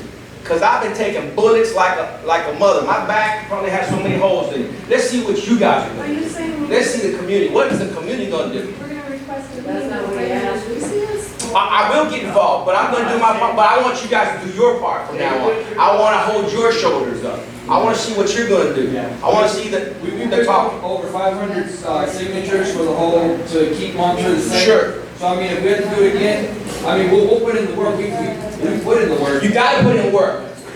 You got to believe in the process. You don't get fit. I'm not fit like I used to, but you don't get fit by talking about working out. It's a process. You got to fall in love with the process. And you give us the Iglesias telephone number? You have access to Mr. Iglesias' phone number online. Okay, all right.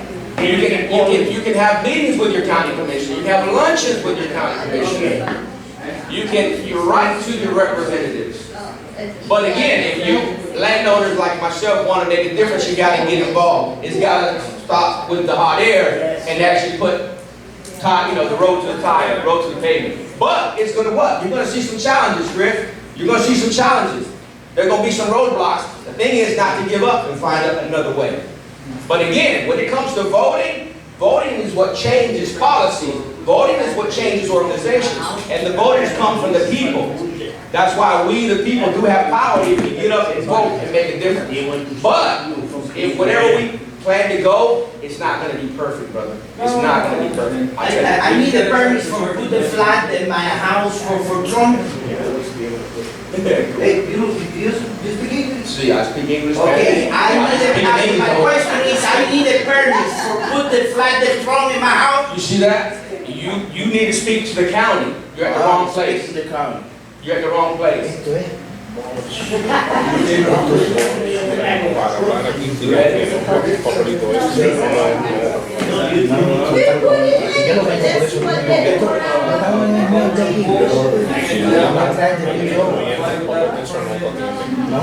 All right, we'll move on. This is engineer. Hold on, we'll move on. ¿Para qué le hacen una reunión aquí? Para después cogerte a ti aquí con el nombre tuyo y decir que tipo habla mucha mierda. Y todo lo que habló fue mierda. Así que déjame cogerlo y mantener los inspectores allí para que le haga la vida un chico. Mr. Bennett, hold on, everybody. Can everybody hear me? Yes. This is the engineer's report for fiscal year Aquí va a necesitar permiso con una bandera de Trump en tu casa ahorita. as we've discussed today over and over again. Central County Water Control District only does three things: water control, roads, recreation. So we'll start with kind of a discussion of water control.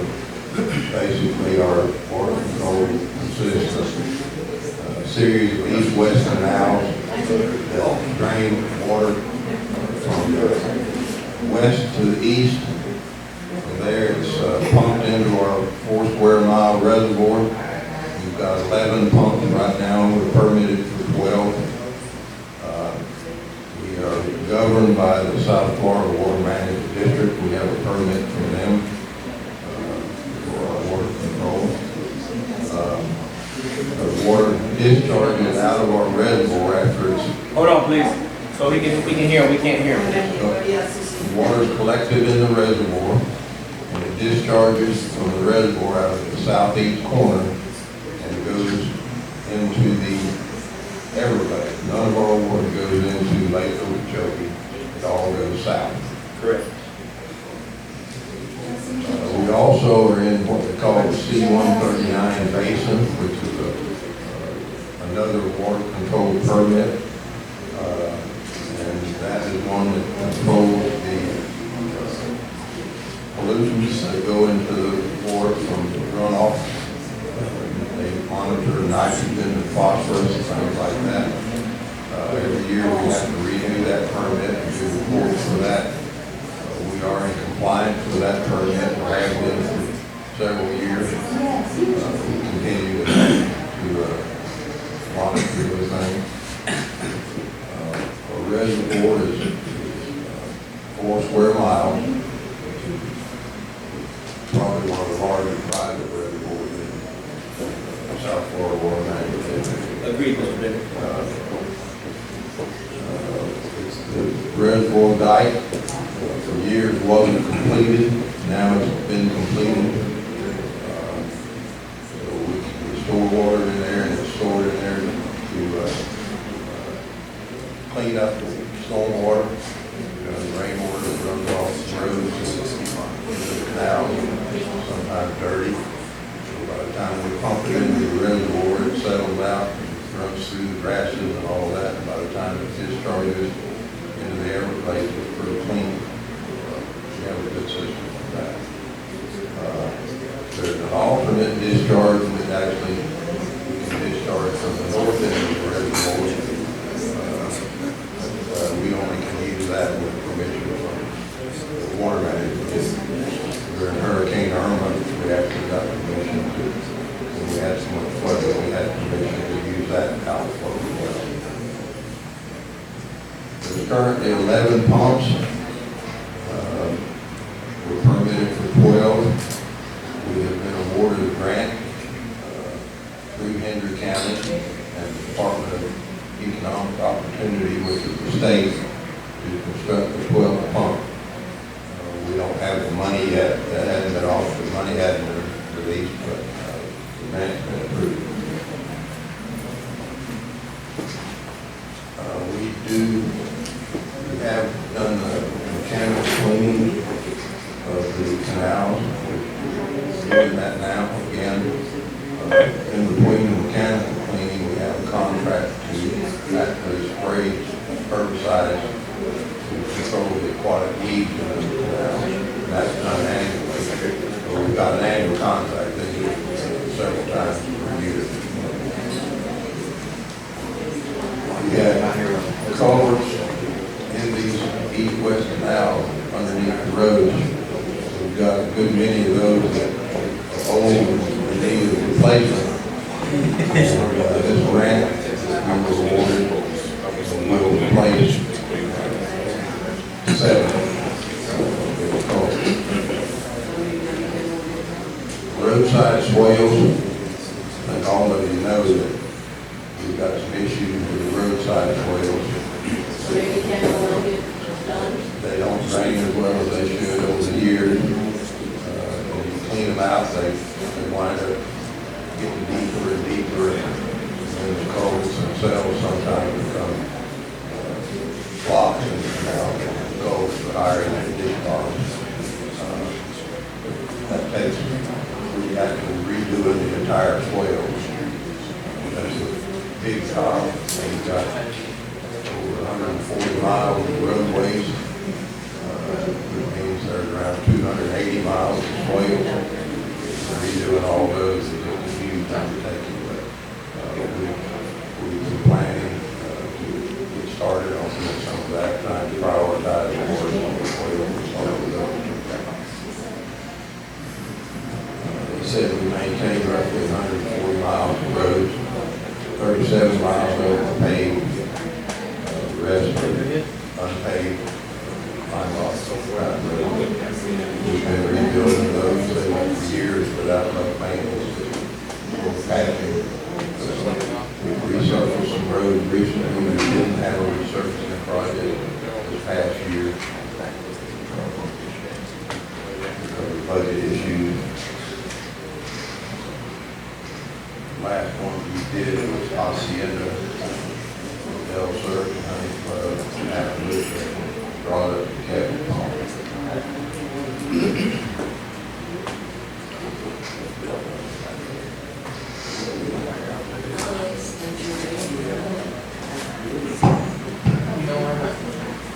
Anything else, Mr. Bennett?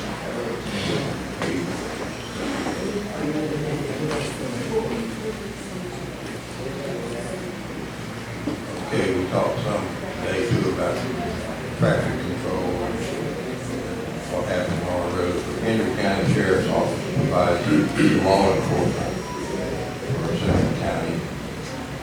However, Central County does maintain all the street signs, all the regulatory signs,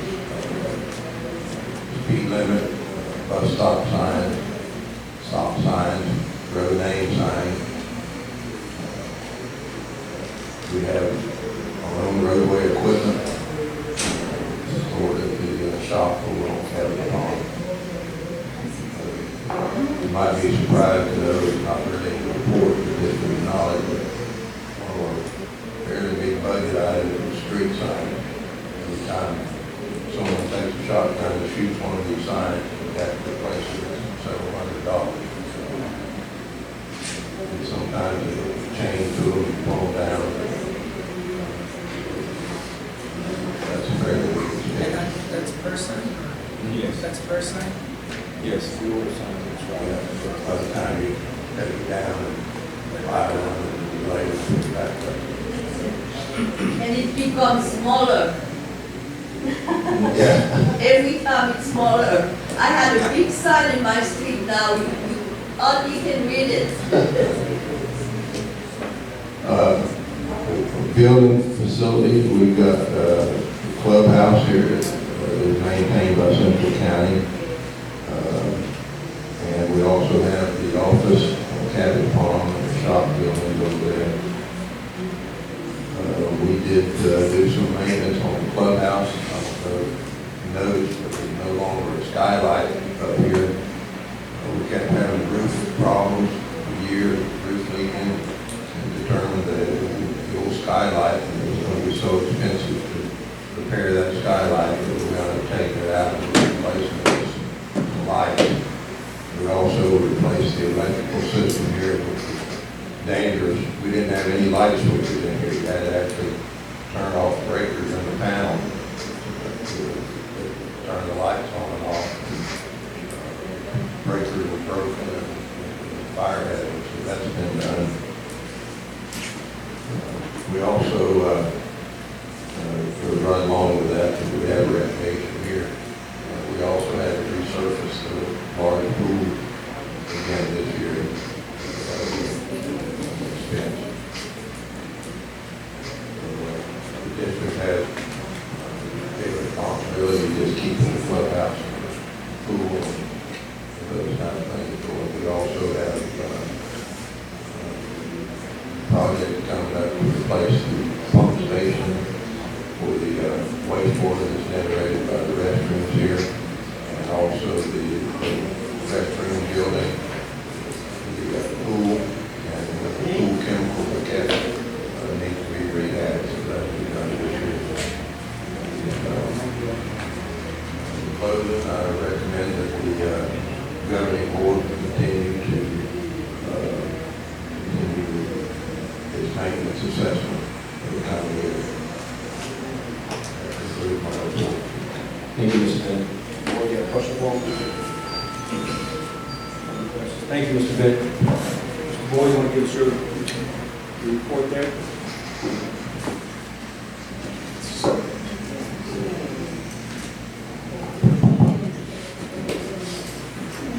Okay. Each year we have the obligation to have an audit performed on Central County by a certified public accounting firm. We did engage the firm of Tuscan and Company earlier in the year. They performed an audit of the Central County's financial statements for the year ending September 30, 2020. They completed the audit and they came to a meeting, I think it was a June meeting, and presented it in detail and gave copies to the board and interested parties. In that presentation, we received what's called an unqualified opinion, which is the best opinion you can get. Everything was fairly stated. So that just wanted to report that we did fulfill that requirement.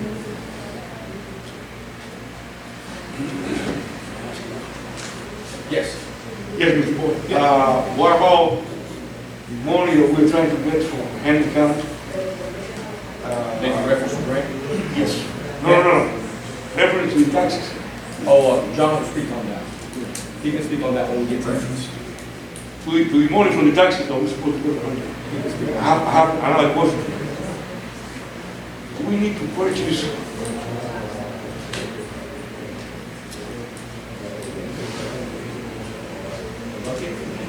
Okay. heavy equipment that we clean the canals with? How do you call it? How do you call the excavator? Excavator. We are renting an excavator right now, and we are paying about $14,000 a month on rent. And this is a question I'm going to ask both of them. Can we buy an excavator with the money that we're receiving from the grant to maintain the canals? No. That grant It don't work is like for, that. yeah, It don't work like that. But it's for the canals. it's for a project. Yeah. And Don't work like part that. of that project is canals, but that work is going to be done by a contractor, not us. But we have to clean the canals. There's going to be a contractor. Another company will be hired to not just clean the canals, but reconfigure the canals. So That will be done by us. After that, we need to either purchase a piece of equipment or something like that. Another grant money can't be used. to buy an excavator because we pay $14,000 a month There's a certain scope that a contractor can have. Yeah, we can't. So we cannot get money from the, can't. $1.6 million? Those funds have to be allocated. The grant money doesn't work that. I don't know. Can we get a loan? Can we get a loan to a bank and purchase ourselves the excavator? All the equipment we buy, we finance. So I believe we should get a loan. If you go to John Deere, I'm buying an excavator instead of renting. Yeah. That the equipment is not going to be for us. That is an option. And we can pay for us. Okay, so at this time, we'll wait, the election, John, let's do the election of the landowner's chair and vice chair. Get that, we knock this out. Yeah. Okay, so this is board members, as you know, as part of the annual landowners meeting, not the three of you, will have to nominate, and then elect a chair and a vice chair. And so right now it's kind of open to you nominating somebody, if you nominate somebody, then you vote. Okay. I will nominate with Mark. Okay, so there's a nomination on We the have one on the floor. floor. We have a second. There's a second. Okay, so if you vote on Juan Mata continuing as chair? Yes. Yes? Make a motion. Okay. Well done. All right. So the next one, Vice. and now the Vice vice chair. vice chair. Who's vice chair? Who is the chair? Very helpful. You are. Good, I agree. And vice chair. Any nominations? Anybody interested? You asked me a question. Is anybody interested? Remember, the vice chair is basically, if the chair doesn't show up, the vice chair will run the I meeting. make a nomination for Benny Alvarez to be the vice chair. I second. Okay. All right, then you vote. Yes, sir. Who's vice chair? Benny Alvarez. So the other thing is, and this is, I need everybody's attention here. So, just real quick, how many, just raise your hand, how many landowners? Okay, good. All right, so every year, I don't know why they put this thing in the law, but I don't know if you realize, these guys make really good money being board members. Yeah. That's a joke. They don't get paid. But the state law allows them to get $50 for each board meeting. $50 is to compensate them for gas, mileage. It doesn't compensate them for very much, but they can get that $50 unless a majority of the landowners present here today vote in favor of it. And so, what I'm going to ask you is to, if you support the continuation of them getting $50 per meeting for their service to this community, please raise your hand. Only if you're a landowner. Now you're going to make me count. Where does the money come I got from? two properties, I'm raising both hands. Where does the money come from? This one's budget. From the existing budget? The board pays taxes and just... No, it's so.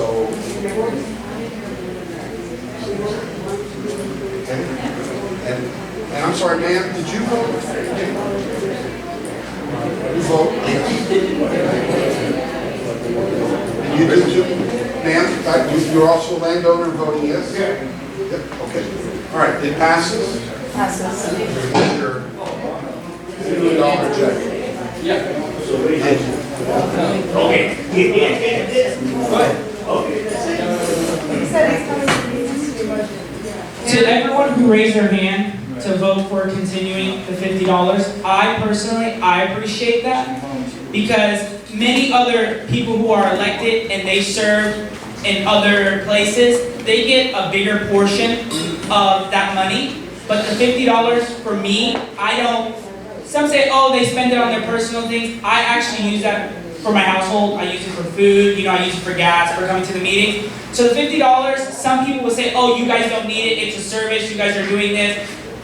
I also think that there is some times where we have to give back. I was raised in a household where if they wipe mine, I wipe theirs. you know, I'm not gonna say the word, but you always have to help each other out. You know, I love helping the community, but sometimes, you know, there is where I can't always be there for you guys because it's only $50. I do have bills to pay. I do have a family to provide for. So, you know, I really do appreciate the $50. It means a lot because I have heard previously the landowner say, no, I don't want to pay them anything. You know, and for what we deal with, well, on my end, what I have dealt with, you know, I do that with the kindness of my heart. I have been cursed out by people, and then 2 minutes later, they say, oh, I'm sorry, I didn't understand. You know, I said, I understand we're all frustrated. We all live here in this beautiful community. We just have to work together to make sure we're pushing our mission and our voices being heard. And I said, I'm only one of the 4 now. I said, you know, I'm trying, and I really appreciate that $50.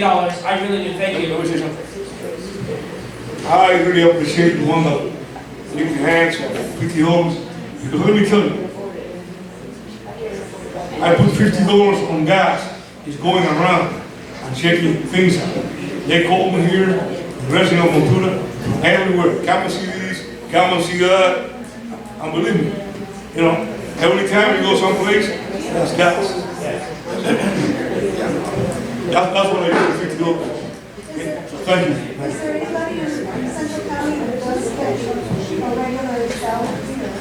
All the employees. Yeah, there's a lot of employees, they get, Not board members. No, I can tell you, no board members if here. you think all they do is show up for a couple hours once a month, they There's a lot of things behind the scenes. Some of you guys have seen me on your properties. Some have seen me on your road that are in disarray. There's some roads that are disarray. And to say that Montura is perfect, no. There's a lot of improvement that needs to happen, and it will continue to happen. It's a process, though, and that's from the community getting involved and being a part of the solution.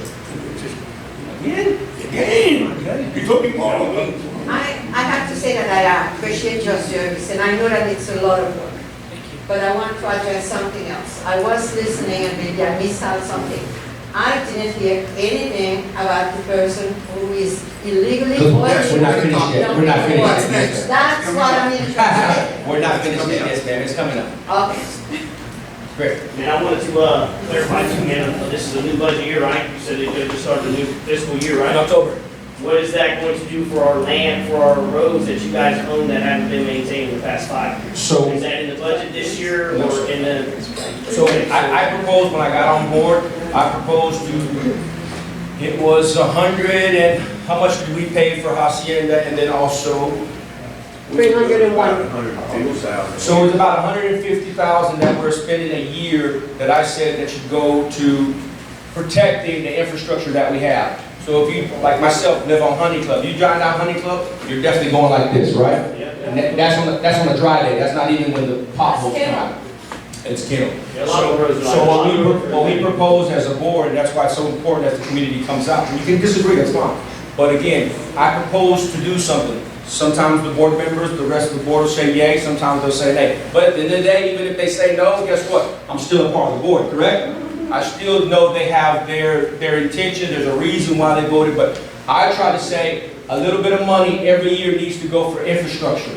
I work in public works, I've been doing it all my life, so I know the importance of infrastructure. It's cheaper now, Chris, to take care of it than next year, right? Absolutely, because right now you guys are so far behind, it's going to cost exactly $1 million just to have to fix all the roads. Like for instance, perimeter is what? It probably needs to be raised 3 feet, just perimeter by itself. You can imagine that. Hold on one second, Kim, I'll get you. So, again, as a board, I'm one, right? Even though I'm a chair, I can't say, hey, Juan Carlos, I'm going to force you to do it. I can't do that. I have to respect their vote. But I suggest, like you have access to these board members as well, says, hey, we have a budget.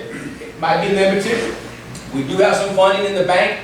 There's a time to buy, time to save, time to do everything, right? Our infrastructure is not going to get any better. We need to do it while we have it. And then also allow our residents to understand and says, hey, we're spending this money on this because, again, the roads are not going to get any better. We have more traffic here now than ever before. We have truckers. A lot of people say, oh, the truckers are the ones that are messing it up. Maybe, maybe not, but still, we're responsible for the roads. We have to maintain them to a certain degree. This is the time right now. We're out of rainy season, thank God, right? We're out of rainy season. So this is the time to prepare for our next season, right? So we, as the two meetings ago, we gave our office full staff to hit every road until we tell them to stop. Go down every road till it stops. Just like Juan Carlos checks all the roads. I know Daniel's been down many roads. I also snapshot and see a few roads. And I say, hey, when are we going to work on this? It's on the list. Well, when are we going to do this? It's on the list. And unfortunately, there's so many because there's 110 miles of unpaved road. 110 miles, and we only have limited staffing. So it is a process. But it's no excuse. But I want to see results. I'm results oriented. I don't want to hear excuses. I want to see results. And I'm pretty sure you guys understand. You want to see it. I don't want to hear talk. I want to see it. It seems like it's been a few years since they even had a grader or anything on them roads. No, It's not a few years. It's decades. No, I agree. I just didn't want to give you that much. You can't patch the roads anymore. Yeah. Put a crown. You gotta have a crown on. Yeah, that's what the water flows off. And put a crown, because right now, a lot of the roads are like this. Yeah, but I would like to clarify something that, you know, me as a, everyone knows I used to work here for 11 years. Okay, one of the things that really bothers me the most is whenever I hear Central County, whether it's in Nino or whoever, say that we've never done that, we've cut more ditches than any other manager's ever done. Okay, and we had one of the best groups, not because it was our time, but we had some of the best guys. We knew that whenever you're going to go out, you're going to do a road, you got to stabilize, you got to subgrade it. Okay, everything takes a crown, and whenever you roll the road, you roll from the outside to the center. You don't keep going across the center, which is one of the things that I see today that's being done, because then you take the crown out. Okay, so I mean, I wish there was a little bit more transparency in these timelines, because I left out of Central. I've been out of Central County for 5 years now. Chris, I agree. But when we pull up the budget and we look at the numbers, we had less. There was less money being spent, okay? When you brought it to my attention, I had to look into it, because every time someone says something to me, I look into it. I didn't get my engineer's opinion. I didn't get my manager's opinion. I didn't get no one from Central County's opinion to come look at our roads. I had another engineer and contractor come out with me, and we went all around Montour. And what he said was, they probably were maintaining, but they weren't fixing what you're doing now. Okay, so now, I'm going to tell you this. We did from Dago, from Pinecone all the way to Montura. Okay, we cut the ditches, and we had it to grade to where Ridgeville could come in and pave it. The only issue was that Ridgeville will not come in, and they'll come in and pave it, but they're not going to warranty it, because if the foundation was to give, who's going to be responsible for it? And now, look at it. It is 10 times bigger than what it's supposed to be, because the next grader that operated, they came in, what they did, they flat graded everything, they cut the crown out, and they took all the material out to the ditch, so that's why everything's filled in now. And when that was brought to my attention, we looked into it. And the engineer that I had looked into it, he said, yes, everything you're saying is true. But he said from 2017, when that water was sitting on these roads and eating at that base, it just demolished the road. There was no road no more. So what happened was, now you're having machinery, heavy trucking that shouldn't be here, but is here because of generational change. My family, everybody said, oh yeah, no problem. Then all of these years that went by from that time, now we're not just maintaining it, we're having to repair it. Right. So I understand where you're coming from. We've always had problems. Even when we was there, there's always issues. We can't get away with it. Absolutely. The thing is that the transparency and this whole passing the buck, I know from 30 No, I don't pass the buck. The buck stops here. The last meeting, the buck stopped here, and we're fixing that issue. We're fixing that issue. You're not going to yell at me. I'm not going to yell at you, but I'm saying, the buck stops here. I'm not passing the buck. I take full responsibility as a board member that it is one of my issues, and we're going to address it. The biggest problem that management got to me was about the grader, that they needed a new grader. Every time they come to me and they see I need a tool, I hate excuses. I'll get you the tool. Now do the work that needs to be done. The problem is we don't have the money to do it, so we're doing the best we can with what we got. We don't have all the tools now. We do. Everything. We do. But we don't have the manpower. We don't have the They manpower. have more people now than what we ever had. Chris, We don't have the manpower for it. That's the only job is to maintain. You're spending a lot of money renting Where's the equipment. budget money going? They want to It's not save that's the money reason. by, instead of renting the equipment, they want to finance to purchase equipment. And the other great thing is, So they can do it. here's the We're other, talking about here's that. the other great thing, is there's 2 seats available next year. My seat is up, and the vice chair seat is up. Oh, three. No, there's 2. And Rolly, And Rolly and you'll discuss on that, you're right, there's 3. So there's 3 seats. So again, I got on the board to make a change. People ask me, hey, what do you think? I said, it's pretty, whatever. But again, I'm used to it. I'm used to it because you're not going to be a people pleaser. I'm not a people pleaser. I'm about results. You might like me, you might hate me, say whatever. It don't bother me because I'm gonna be successful whether you like me, dislike me. But I promise you, as I'm on the board, Montour is gonna be a great place. You might not like it, but my grandson's gonna be raised here. I have generations coming, and it's gonna be a protected place. It's gonna be a good place. Now, so you'll know, love that southern feel. I love that tranquility. We're trying to preserve it as much as possible. But without you guys getting involved, I can't say what I want to say. It's going to be difficult. So please, voice your opinion. I don't care if you agree with me or disagree with me. That's fine. But let's find a solution to the problem. We have enough smart people. We're so smart in everything else, we can find some solution to these problems.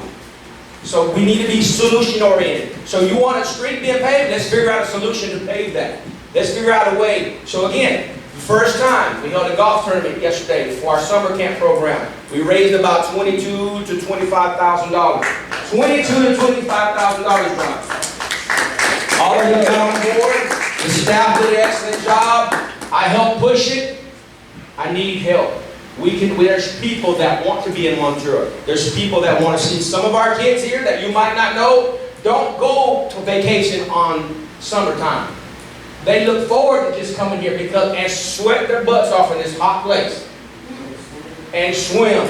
That's why we fixed the pool. That costs money. That's coming from yours and mine too, because I live here. But these are the necessities. These are the things that our kids need. Our kids need a hope, an opportunity to become something great. So again, we're going to make this a great community. We're going to try as much as possible. But again, there's 3 seats available. Come feel some of this weight. Don't feel some of this weight. I have a question. Say again? Is the reservoir going to be open again? The reservoir is open now as we speak, but I believe it's for walking, and it's for walking. And he's going to speak on that as well. The attorney will speak on that report and what we're doing. So again, the board here is, as far as I know, at least for myself, I want it to be open. But there's some protected areas in that reservoir that can't be messed with. So we're working diligently with this South Florida Water Management and trying to figure out things how we can open that back up without damaging our wetlands, our natural wetlands that we have. I'll be honest with you, we did some bad things in there. Because you live here too. We are responsible for that. Juan, can I address that just real quick? Yeah. So, in fact, so at the last meeting, the board retained an environmental consultant. The name of the company is called Bear Paws Environmental Consulting from Fort Myers. He flew over, Cessna flew over the reservoir last week, took some video which I sent to all of the board members, and he's produced a wetlands map based upon his flyover. Then he's going to do some field work to ground truth some of the lines that he's drawn up here. And then we're going to negotiate a resolution with the Water Management District. Right. Is it the wetland map?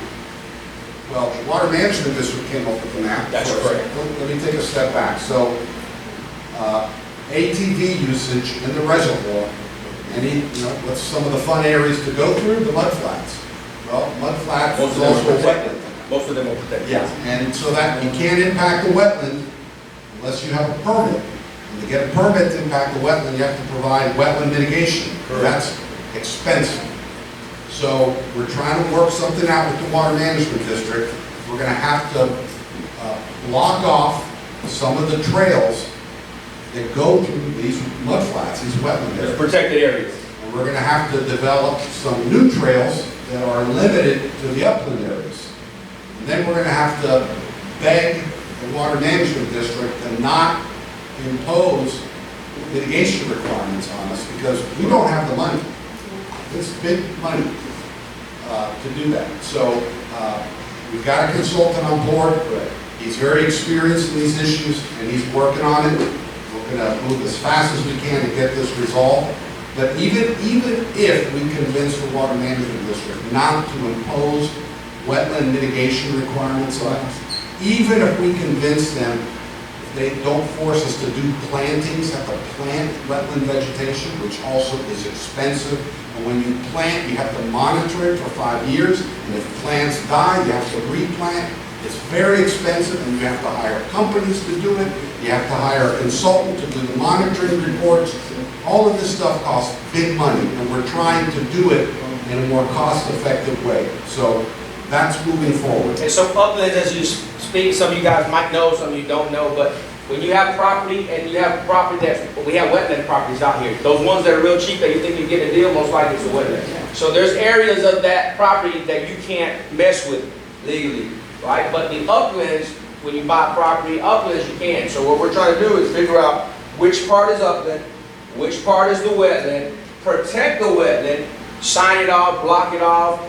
We're going to have to do better at Central County is educate the people and to go out there. You cannot ride in these areas. Or like you said, if you're the one that's doing it, it's going to shut it down for the whole community. That's what's going to happen. There's no more honor system out here anymore. We have to take care of this because, again, nobody has a 4 square mile thing in their backyard but us. But if we can't take care of it, that community is going to force us, the board, to close it. I don't understand why we want to close. So again, they're going to try to find what upland areas we can do, make new trails, mitigate what's wrong, and probably educate the community, say, hey, this is good to know, to take your grandchildren and your next generation, hey, these are protected areas in the state of Florida that we need to preserve. Oh, sorry about that, man, my fault. I want to say that 4 board of supervisors that we're here right now, we're here because we care for them. Sure. We don't want to. That's what we do what we do. We try to do our best with what we have. Another thing I want to say is I've been watching and seeing the job that the employees of Central County Water Control are doing daily. I've been coming to Montura since the late 1970s. I used to live in Montura from 1996 to 2000. I never saw the canals being cleaned like they have been cleaned now. Never. Okay? Never. Okay? They're cleaning the canals really good. Okay? They're working on the roads. The roads of Montura, since I've been coming here in the late 1970s, always have been in bad shape. So now the roads are in better shape that I have never seen before. Even though we have to fix them, even though we have run up their road, but they are better than before. I'm telling you because I was here and I was all over the place. Before Greece wasn't a vote. You were a children. You were a little boy, I see you with your father, he married to a store, and your father and I were good friends. Okay? And he was a really person that cared for this community. He used to work in the volunteer fire department. And so what I want to say is the employees from Central County Border Control are doing a really good job with what they have. We don't have as many employees as we would like to have. How many employees do we have, Becky? How many employees do we have in Central County? With me and Emilio, there's 13 of us. 13 employees to take care of 13 employees to take care of an area of 110 miles. But the 13 employees. So they're doing a really good job. Thank you. Thank you very much. Two managers. So you have a working staff of about 7. And you see what some of these people make. God bless their soul. I wish they could make more money. But some of these, our employees, like anybody, you look what they get, salary compared to other people, they're really underpaid. So my whole saying is, say again? That's what I'm saying, but here's what I'm trying to say. There's a difference between a Rolls Royce and Ford Escort. My mentality has been, you always get what you pay for, right? You always get what you pay for. When you buy quality stuff, you get quality stuff. I'm just saying. But again, we're having to hire people in our community, just like where I work. It's hard because of the demographics. Sometimes, they look at backgrounds. Sometimes that's difficult. Sometimes these other things are difficult. But there's a lot of challenges living in Henry County and helping people to get qualified people. Finance to get the equipment. We've been doing it. We've been doing it. We have probably spent, I don't know how many hundreds of thousands of the last 3 years since I've been here. We've been buying a whole lot of equipment. and that costs money as well. We'll come back around to the reservoir. Is this the first time that we've been presented with this has been a wetland problem, or is this something new that just came about and then shut the reservoir down? It's always been a problem. Always been a problem? Yes, sir. Then, as board members, you guys are supposed to protect that, why hasn't something been done prior to this shutting of the reservoir and kicking everybody out? Has there been anything done? I see no records, nothing, you guys trying to do something, so what's the? You don't see any records, somebody trying to do something? Sorry. No, I'm sorry, about the reservoir, about the wetlands problem. Right. So I want to come back to the reservoir, because we kind of got off on Sure. the road thing and the employees Sure. again. So on the reservoir right there on the wetlands, has this been presented to you guys prior to this, about the wetland problem, about destroying the wetlands? It's been proposed, yes, that the community has been destroying the wetlands, yes, it's been proposed, and we looked into it. So why wasn't something implemented like they do in big places like Colonel Ranch Property Owners Associations? I'm part of that association Okay. myself. And what we've done up there is we put out maps like you guys have and designated which wetlands and what wetlands are and the whole 9 yards. Why hasn't something been done prior to this? Good question, that's why we're doing it now, President. So this is what we're doing now. This is what we're Well, doing. truthfully, we're doing it because the agency called and said, hey, we have information to show there's a problem. We went out and looked and said, yep, there's a problem. Right, he just stated that before that there was already some brought to the attention then. So You're standing right beside me, you know, bro. Yeah, I know, that's why I'm asking, But until we find out if it's true, we're guessing. So they found out it was true. And that's why we're having to address the issue. That's all. Because I brought it up to Central County before, most of the people that are here, I don't want to name drop anybody. You can do whatever you want. And, you know, like I said, I spoke to multiple people within the board and nobody decided to do anything. You know, so of course I had to reach out to the district, and that's the only reason why Central County had to do something, because the whole time they said, call wherever you want, bring the planes, bring this, bring that.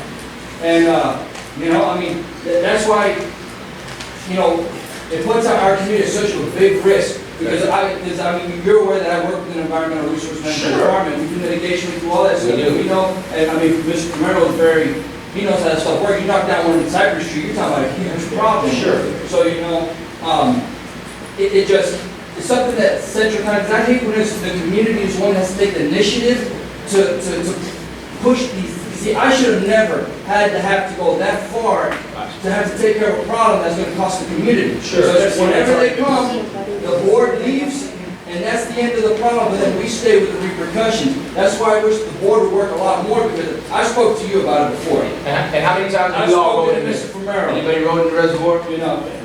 You ever rode their wetland? Probably so. So I'm saying, again, so the thing is, and I agree with you, because the thing, Well, let's finish one thing, I'm sorry, is that if I would have never went as far as going to the district, Central County would have done nothing. And tell me one person that can tell me that I'm lying. See, so. No. One person tell me that was not We already discussed it, we're going to discuss it. So again, you brought something to the attention, they looked into it, they said, yeah, you have some issues. But going back, looking at it, Chris, it's probably, look, hold on, one second. You had your 2 cents, hold on. So looking back at it, there's not that much wetland that we're probably going to have to mitigate. But I agree with you. But it starts somewhere. Everything has to start somewhere. If all of you in this room think that you're perfect and you've never done nothing wrong, there's a million things that have to be taken care of. That's not what we're saying. I know what you're saying. But again, exactly. So again, this is a process. There is a problem there. Guess what we've done? Did we turn our eyes to the problem? No, we're having to work through them. It had to be done by force, that's the issue. It had to be done by force. But it was done. The district was to never contact But me. it was done. How does incorporation affect the reservoir? Don't know. Let me say something.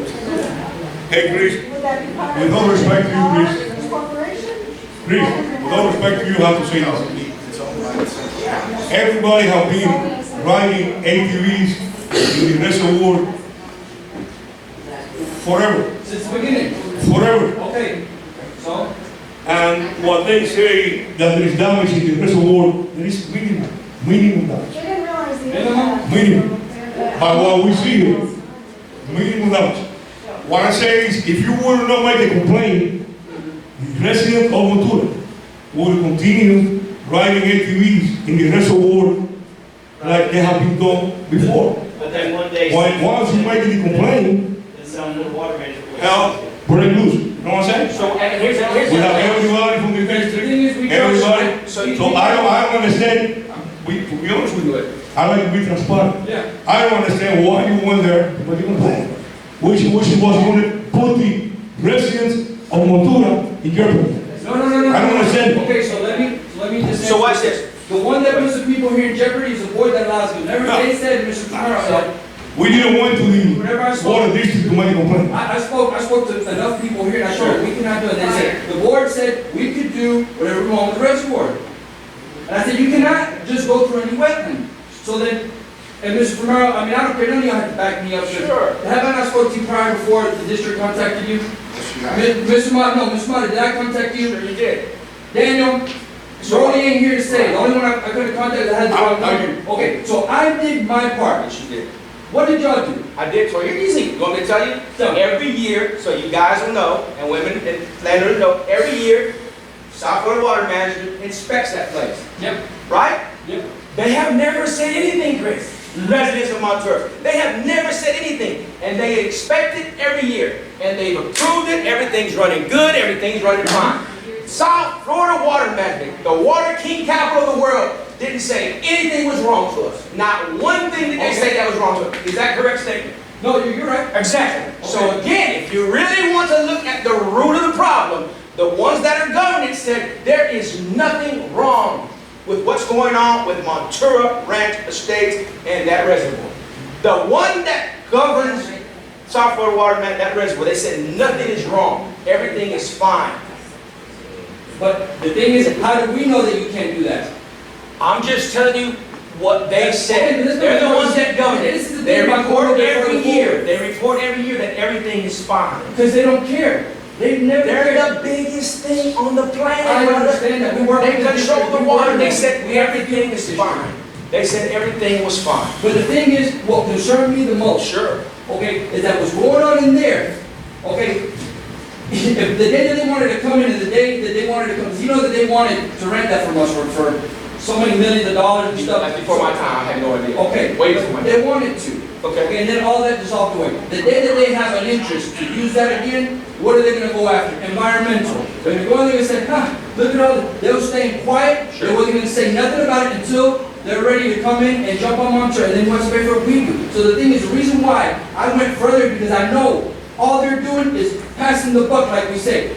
Is it, okay, because I have emails where they said, we do not regulate nothing in there. Why are they regulating it now? You know why? Because they decided to do this, they decided to do that, push it off and push off. That's not the way it is. That's what corruption looks like in government. That's why nothing gets done anywhere. But something was, Because that's what something we was want to take done. care of. But what I want to show you is the person, the corporation that oversees that this whole time said everything was fine. But the board, I'm just saying, they're the ones that said everything was fine until you wrote your email and they came inspect and they said, you know what, there's a problem. So here's my thing to them. If it was a problem, you control wetlands, you do all these flyovers, you know everything that we have. All of a sudden it's a problem? South Florida Water Management? So what They they have have, egg on their face what too. came out of all that? We're working on the mitigation with them, We got a consultant. right? And that's what we're doing with the wetlands. We're mitigating it, and they're trying to work with us. They have the most fault in it.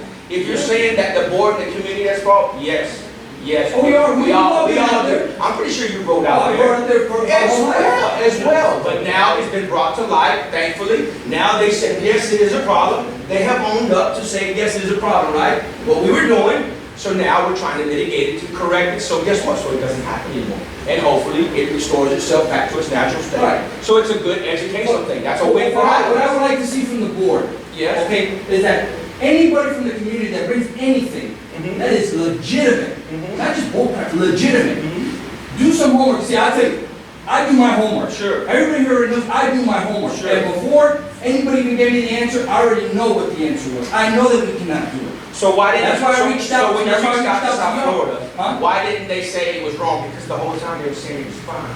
The whole time they were saying, how long has that reservoir been open? Oh, since they started Montura. And they governed it. And they governed it, and they said the whole time that it was fine. So that makes it all right. I'm not saying that it makes it So this is what okay. I'm just trying to say. They're the ones that That oversee it. This is what we need to do. Central County needs to look deeper. That's why we have an attorney. Wait, Mr. Primero, I don't want to have to put you on the spot, but have you ever seen a reservoir where wetlands that you can legally ride in anywhere in Florida without a permit? No. And So in you see, fact, this is what I'm trying to get at. but keep in mind, you know this, Yeah. many of you know, a lot of the reservoirs are being shut down. Correct. And so a few years ago, we had ATV clubs. None of those people lived here. Were coming here in the weekends. And a prior board shut that down. They put security and started paying money to start weaning out because these people had no place to go. Right. And I think that was part of the problem. I'm not saying everybody was an angel. Sure. But these big clubs were coming in and they were just partying and blowing out the place. And that's part of the problem. Right, but you gotta understand, everything in life is a trade-off. You want to do your roads. You want to do wetland mitigation. You want to have security. Where is that? Do you want to double your taxes? I mean, at some point, somebody's got to say, what, you know, you keep on throwing things on the bucket, but where's the money? So, Come on. and this is what we need to ask ourselves as a community. It doesn't bother me either way. I prefer it to be open. But if as a community you want it closed, that's easy. You see, that's the positive. That's why, see, so the whole thing, like I spoke with y'all about, Sure. we need to, what we should have done first was really work and say, all right, guys, I mean, like I said, it's just my opinion. Sure. You know, should have been more proactive and say, okay, look, we know that anybody that works within that field knows you cannot ride in a wetland. There's nowhere in Florida that you can do that. But some of the wetlands, they don't even know they're wetlands. Some people don't even know what a wetland is. Some wetlands don't even stick out to you as a wetland. Correct. But like I said, as far as the district, we should went as far as to go a little bit further and say, look, before this becomes a huge problem, let's figure it out. Let's say, what is upland? What is wetland? Where's your mudflats? Because in that, it's being more proactive. Everything that's being done here now is reactive. That's right. And that's why. But see, like some of those terminologies that you're making, some of us don't even know. I know because, you know, I'm in the same business as you are. Right. But again, it's brought to their attention. Right. Now they're saying, yes, there is a problem. But again, those are the people that inspect it every year. If the inspection is saying it's fine, what, you know what I'm saying? I understand what you're trying to say. Always. See, I spoke to your people because I know you know about it. I know I spoke to the people that they know. And like I said, they kind of like, and I understand. It's a bureaucracy, like the district. When I spoke to the district, they said it's a bureaucracy. Even though they're doing something wrong, we might not even be able to do nothing with it. Well, the money's going to LaBelle and other places, so. Right, but that's why they're trying to incorporate the district, so we're not gonna get the tax money. Hey, your mother, hey, please, I want to ask you a question, sir. Yeah. What do you think about the riding in the reservoir by the ATVs in the 11 years that you were working in Central County Water Authority? What did I do? Yeah, what you did? Okay, so I'm going to tell you how I came. Okay, everything comes through enlightenment, which you learn. Okay, when I worked in Central County Water Control District, so we're going to go that far, I found out, okay, that we're not allowed to take money and give it out to employees as loans. Okay, that's one thing that I'm asking about the riding in the reservoir. Okay, we're going to kind of go through it if that's what you want to do. No, I'm talking about the riding in the reservoir. Okay, in the reservoir, Let's talk about, I can talk about personal stuff later, but we got to keep this. No, it's nothing personal because it is what happened. So as far as the reservoir, we never got no teaching about anything. We didn't learn nothing, okay? So then whenever I went and I moved from Central County, I went to my job, they gave me the training that I needed, okay? And then from there, I learned. So then what did I do? I came and I spoke to the people I needed to in position. Nothing happened. I said, well, because the district, okay, that's fine. People can tell you whatever they want. The district told me the same thing, but you want to know what? I thought more of the community, you know what's going to happen? We have to pay for the wrong decision. What does it take to take a lift, to go a step further more forward to see, is it really, if you can't or can't do something like Attorney General opinion, okay, the absentee ballots. Oh, well, we can do it, No, you can't. How come we can't do it now? Because somebody went a little step further. People from the community have to do But that. you helped promote absentee ballot. When I ran against Roger, you guys were promoting. We got 0 absentee ballots. What are you talking about? You promoted it. You promoted it. I promoted it? Yes, you guys promoted it. Really? You did. Really? You promoted it. I'm not sure if you got it, but you promoted it. Listen, 0 came in to the other 2 guys, and you and the other guy took on all the provisional votes. It was a rigged election. I mean, we know that, right? I'm not saying that you had anything to do with it. I know I did. But like I said, the thing is that what the community is very upset with is just, we don't blame y'all, because y'all end up in problems that was prior. We understand that. But whenever there's stuff that's not right, Don't put your finger over and pretend it doesn't exist. Not saying it doesn't that exist, either. but what we're trying to tell you is, we've gone to the powers to be are saying that's right, it's okay. Oh, but if you know they're wrong, what are you gonna do? But I'm just saying, the powers to be are saying it's okay. But if they tell you, but then if you know that it's wrong, because see, if I know, if you tell me, Chris, you can go out there, you can throw all your stuff on the side of the road, but Central County's gonna pick it up. I know y'all aren't. So what am I supposed to do? Do what you said? You said, and it's a one. That's when you need a third-party consultant to come in. I can't do that. The problem is arose, they said, now they said there's an issue, they never said it was an issue. These are the people that are in charge, that overlook these wetlands. They said there was no problem since the inception to now, South Water Management has never said there was a problem. Right. And they do pictures, flyovers, and inside inspection, they ride it all day long as well, and they said, you don't have a problem. I know they did it whenever we was there. Exactly. I understand that. But again, we are where we are now we're taking those measures to clean it up. But like we said before, Yes, ma'am. we suffer of the resident of Natura. Yes, ma'am. Because when I lived here 8 years. What I When lived I just came here, it was $20 to be a member to go to the reservoir. Never was $20. Yes, sir. I paid $20, okay? Must have And waited for my now time. you're saying the people came from all over, they came to the reservoir, they were not supposed to come, and who's paying now? You asked now $150. It's $200. Now it went up. Why? Because you have to take security against those people. So who's suffering? We are. From 20, now you're saying it's 200. We are. It's not fair. You know, to be honest with you, I hate to say it this way, but it's actually easier to close that reservoir. But because I have a passion for the country, I have a passion for this outdoor life, we're trying to figure out, we don't even break even to have that thing open. With security and everything that we have to But maintain, we're why? actually Because going to people ready. from the outside came and abused it. Okay, so watch this. We have 7,000 landowners, we got to close up to people. We have 7,000 landowners. Less than 1% utilizing that reservoir. Less than 1%. Is it really beneficial to keep it open? No, but because I love it, that's out there because I want to take my grandson and his kids one day. We do it because of the passion and for the love of our community. The only reason there's laws is because people that break the laws, then you have to implement this. It was an honor system, was it not, Chris? It was an honor system to ride back there. And everybody used it but the people of Montura. And they did a doggone good job tearing that place up. With all those big things that came through there. Again, unfortunately, now we have to come in and say, can't do that no more. But that's Can't do this anymore. the best That's thing what we you got. Now want? we actually have a good sense of direction. What is that what we want for Montura though? You want the Central County Board or the County Commission to say, yep, you can't do that. Trump flag, you lost. You can't have your Trump flag. That's what you want Montura to be?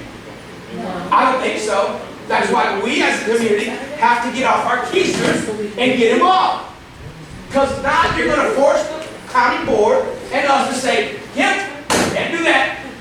Chris, you can't do this. You got to regulate. That's what you're asking for if we don't get involved. Why don't, if we see something, say something. Albert, you see something going on? I'm not going to tell they're illegal doing their illegal dog fighting out there. I'm not going to do that. I'm not going to call that. There's a lot of illegal stuff that happens on Montura. I know y'all don't know about it. There's a lot of illegal stuff that y'all don't say anything about. And you know it's illegal. You know it's wrong. But we keep quiet because we don't want to offend our neighbors, God forbid. Well, I don't have a problem with that. I'm saying, but I'm just saying, we should have a problem. If something's being done wrong, we should say something. Exactly. Because we live in this community. Let's protect our kids. Let's protect them. And Chris, you bring up a great point. We need to protect our environment. Damn it, we did a good job. We need to protect our environment. Well, the thing is, it gets more than that. The thing is that you know how the environment, see, I'm not an environmentalist by no way, shape, or We work form. in it though. We work in it. But the thing is that it will cost our community tons of money. And the thing is that now, that's why I brought it up to the board. Why? So if we become proactive, you see, the board would have jumped at it first and look, guys. We didn't have to jump at it, Chris. We're trying to say the people that govern us, the people that, we went to the people that govern, they said it was okay to Right, so I wish I would have ran for a position, because what I would have done as a board member, There's 3 available. I would have, but what I would have done was say, look, I know that this is not, we can't do this, even though some person says you cannot do this, you gotta protect yourself, because these people are not gonna protect you, because at the end of the day, look at what's happening now. Who's the one that's gonna have to do all the restoration? We are. Who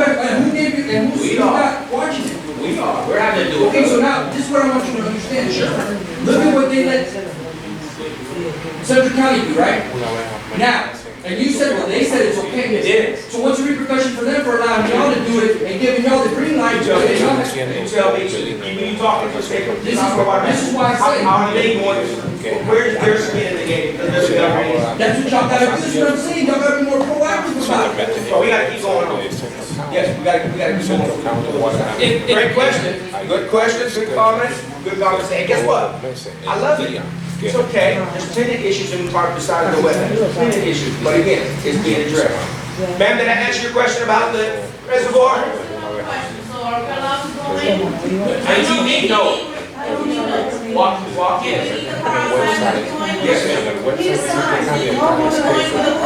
Yes, you can go in the water. You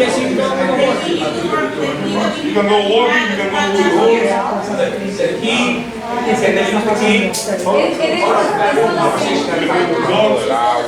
the same key right now, yes. I haven't changed anything because we weren't for sure of what was going on with the reservoir. I haven't sent to get any new keys. It's the same old key. Okay. It's the Same same old old key from 8 years ago? No, No, ma'am, for 20 years ago. No, there was. I think that lock is gone. But why? Because people are looking outside. No, Yeah. not just that, we as well that lives here, we did a good job on it as well. And again, I live here too, so I have to say we. Yeah, good luck. We, so I don't see. What else, John? I think there was a question about the C-139. C-139 and the discharging.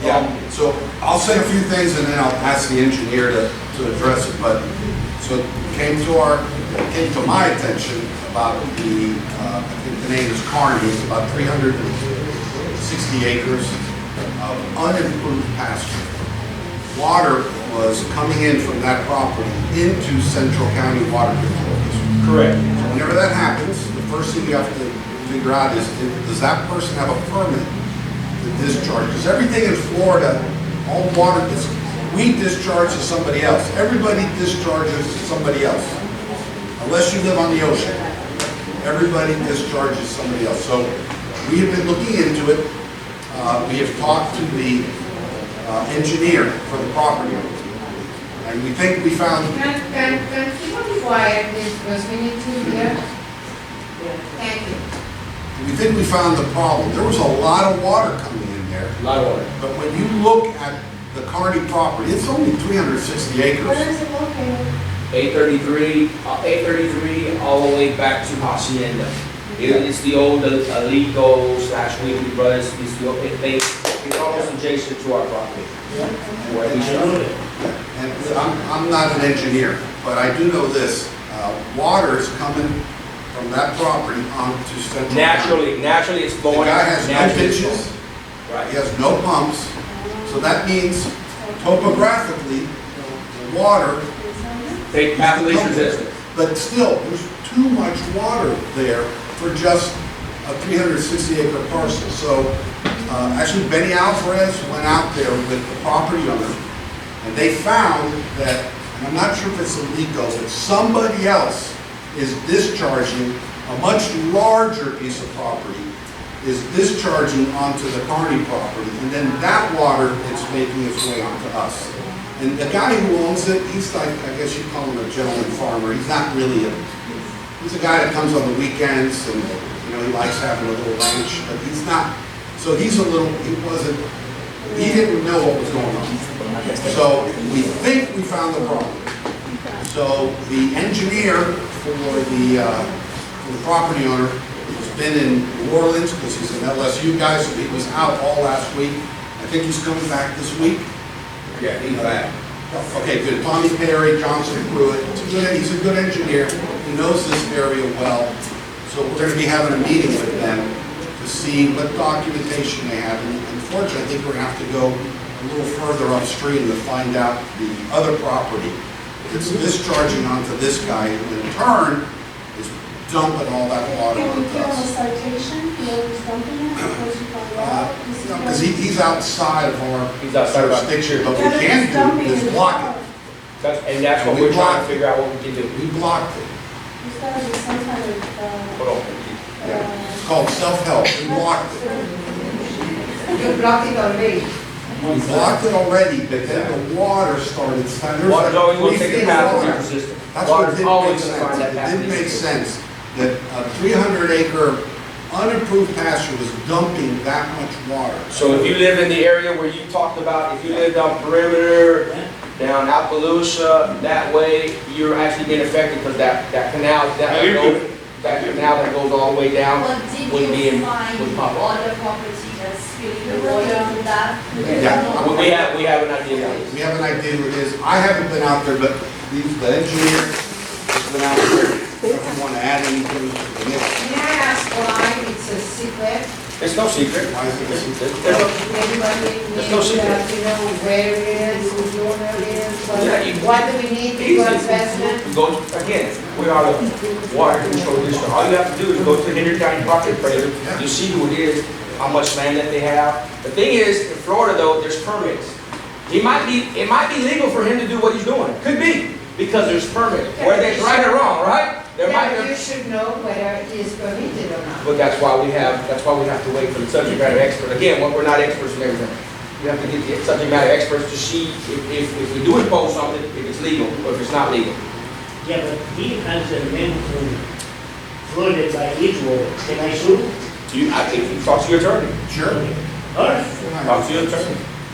They'll give you the legal consultation.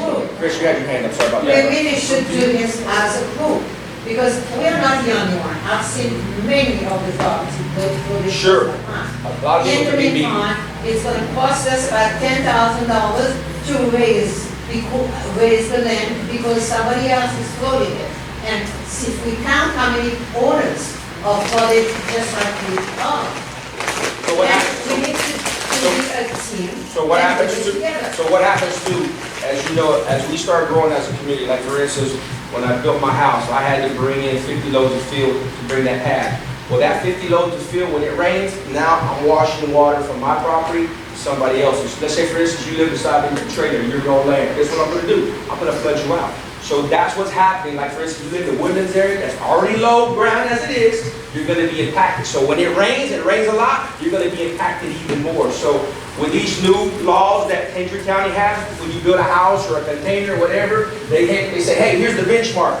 Most people have to go up about 2 or 3 feet, up to here, the field. So as you're building that foundation, your sewer, your septic, and when that water runs, because most likely you're not gonna have water running to your house, you're gonna have water running away from your house. So as it runs, guess what it's gonna do? It's gonna encroach on your neighbor. Then he's gonna be mad at you, she's gonna be mad at you. So those are the things, that's why there should be swells, ditches, and everything. But at the rainfall that we took, we're not the only ones that took the heat. Maybe you can take the number 12 pump and pump it back out. So you see, so we go back to the same thing. I brought up the same issue 5 times, and it's all in the minutes about that same property. It used to be Lights Brothers. We built the berm all the way down to Hacienda. And look, it's already been years now. Now we're addressing it. Yes, sir. So that's just to kind of touch back to the deal with we're kind of comparing. So now, even though that's already blocked up and burned, down the canal bank, they do have a couple, well, there's naturally little runoffs that they have now. But even though Central County blocked that off, water was still coming into the canal. So Yeah, right. I got a picture to the show. only thing that we was gonna do at the time, I don't remember if Ken was here or if Brock was here. It was coming, brother. When I say it was coming, it was like 3 ocean outfalls coming. Yeah, so what they did, they measured out our right of way, and what we was gonna do is move the canal further in and build a berm along it, which I think legally, the lady that was here, Before my time, I had no I idea. think she said that we can, and then I don't remember who was the engineer at the time that says that we could legally do that. That's under David Hubbard's You have to get a permit. administration. Yeah. You know that. You have to get, you dig a new ditch, you put in a new berm, we have to get a permit from the water management district. Right. And when you go get a permit from the water management district, the first question they ask with any water management permit is, who's your upstream landowner? And what I'm saying is that it appears that Kearney is in fact an upstream owner who naturally, the topography, because there's no pumps, there's no ditches, that water is naturally. But there's somebody upstream of him who's pumping onto his property. Most likely. That, I think. Because they used to pay us per acre, because that's one of the agreements they came in with Lights, or where was there, that If per there's acre, an they paid, agreement, which is very small. I've never found it. Oh, but they, well, it only lasted for like 1 year, and then after that, nobody ever kept up with it. I've and heard it was- agreements, but I It never was done.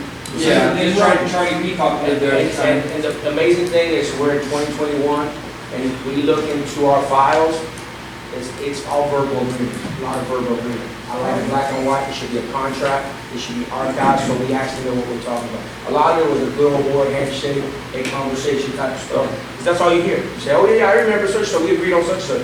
But again, that doesn't. Maybe the account might have something, whatever, that they paid us. Well, maybe for I look that. at the property taxes, he's not paying taxes to come to us. So if he was, that would be good for him, because, hey man, I paid out the pump, you know what I'm saying? But that's not even, Oh, that's what they did. that's not even in the tax book, so there's a lot of things, so that is the issue. It's coming off that land, the subject matter experts, lawyers, and some stuff going on, see what we can do, figure it out, because it does affect us and everybody that lives on perimeter to Appaloosa, that area, because everybody pumps in that one canal, and that canal was literally saturated. It was full. Those pumps, I think, ran for 3.5 days, 4 days, and it was not even making a dent in what was going on. It wasn't even making a dent. That's how much water was coming in from that Which is property. why we knew. We knew we had a problem. It's easy, because when you check pumps, you know you have a problem. If a pump's running 24 hours a day, you know there's a problem. So we went, and they said that was I've been there for years, and it's like, not to beat on a dead horse, but I brought the issue up multiple times. But you know what? And you agree, I agree with you, but it's not catch, again, so let's talk about, and again, like you said, the bad, the buck that stops up, but it's happened for a long time, but we're having to address it. You brought it up, and I'm glad that you did, and guess what? It happened, right? It happened. But again, so when you run for the board, and you sit on the board, you're gonna see that, well, damn, Juan was right. I gotta put out Sharon's fire, I gotta put out Kim's fire. Chantel cares about the birdies, Chris cares about the oak trees. And he's gonna say, oh, mine's more important than Sharon's road. Ileana wants a 20-foot easement, we have to try to make houses. Oh, yeah, no, I'm sure. You're gonna see that. If we save for 10 years, not enough money to dent it this much. That's fact. So you can chase all these problems, I understand but that. chasing, where's the money? All problems, unfortunately, in life cost money. I understand that, John, but what I keep trying to say is that there's these little things like this with the reservoir. Okay, Run, brother. it was addressed, everybody, and it was done. The same thing, okay, Run. now they're coming like, this is something like, it's like, you know, let's be a little bit more proactive, but you know, like me, my thing, my goal here in Monterey as resident is to help however I can, whether it's through something I know before, because I told everybody here that whatever Central County needs, wherever I can help, I will help. Sure. My husband used to say, Plenty of time. squeaky wheel gets the attention. That's it. That's why I'm saying, get involved, go to these county commission meetings, but get involved. But another thing is, Steve, get involved. There's 3 seats available, brother. Again, if you can do a better job than me, believe me, I have a lot going on in my life. I love to spend more quality time with my family and my grandson. But look what we're doing also as a board. It's never been done before. We raised $20-something thousand for our summer camp program. There's a lot of things. I'm for the children, but it takes the community to raise the kid. It takes a village to raise the kids. So I want you to understand, we have a lot of underprivileged kids in our community that need our help. So we have tons of problems, but I'm problem solution oriented. There's a problem, let's figure it out. But there's a million to do, Chris. And I know some of yours are more priority than Chris's. Kim thinks her road needs to be done. Sharon definitely thinks her road is more important than your trees. So again. Oh, I never prioritized that. But there should be. There should be. There should be. The money from Montour should stay in Montour. So, and that's fine. Absolutely. I agree with you. The money in Montour should stay. I agree. That's what we need to fight to do. The county's taking 80%. Not everybody's gonna agree with. 70% of. To make that happen, that money to stay in Montour, I promise you, a lot of people in this room would not be happy with what has to happen to make that happen. You're not gonna agree, we're not gonna agree with that, because the imposing of certain things is going to have to happen. And you're not gonna Same like thing it. they did in Los Angeles, does. The same thing needs to happen out here. And as he said, and as Melia said, if we can keep that feel and keep certain things that we don't have to regulate or touch, that'd be awesome. But that takes from the community coming together and being involved. John, where do we do so we can keep going on? So that one, That's it. Any supervisors have any questions, comments, concerns? Santiago? And again, we don't take it personal. We're glad that you're passionate, just like we're passionate. We'll do the best that we can with what we got. One question And then before we close. you gonna run? I'm ready. Let me ask you a question. You gonna take your Trump one? You said, no, I have one, but I don't know. You said the ditch belonged to you. Yes, sir. Okay. So And again, who do I ask? easy. Okay. So here's another thing. A lot of people say, hey, Juan, your office doesn't answer the phone call. There's other things besides phone call. Send an email if you have to. An email that you have to. CC myself if you got to. CC myself if you have to. Whatever you have to do, there's tons of ways of communicating besides picking up the phone. Mr. Marco, I would like to say something. Go ahead, sir. Yes, I want to mention, I spoke to Mr. Michael Swindle, the education superintendent for Henry County, and he talked about reference to the school children bus stops, and he told me he was going to send an assistant here to speak to us, reference to that. I don't know. Oh, are you the assistant? Okay, so please speak up. So yeah, Mr. Swindler, superintendent, asked me to be here this morning because you had asked him the question regarding the bus stops and the shelters for the students at the bus stops. And he said at this moment we are not going to be able to move forward with that as a school district. We don't have the fiscal capacity to do that because what we would do for one area, kind of we would have to do for all areas. The other thing that is a really big challenge for us is that the bus stops do change year to year based on the congregation of students. Correct. And so we would have to be constantly moving those shelters around. Sure. So that's what you wanted me to convey to the community. Can you ask him as well? Go ahead.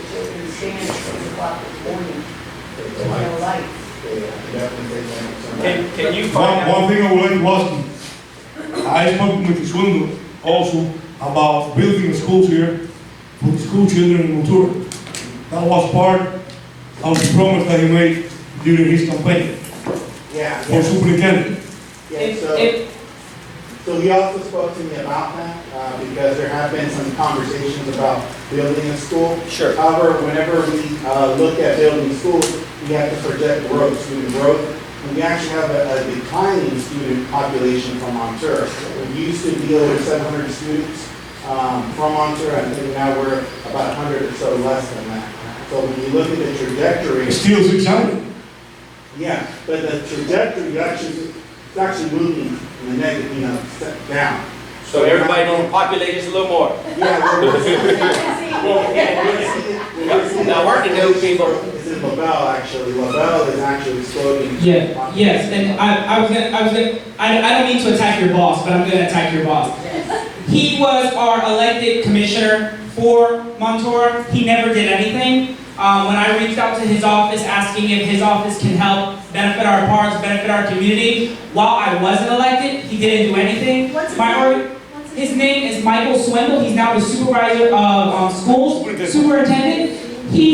When we reached out to him asking him, because my organization partnered with Home Depot and Walmart to provide tables, we wanted to reach out to the school board to see if the school board can benefit us in any kind of way of money or anything.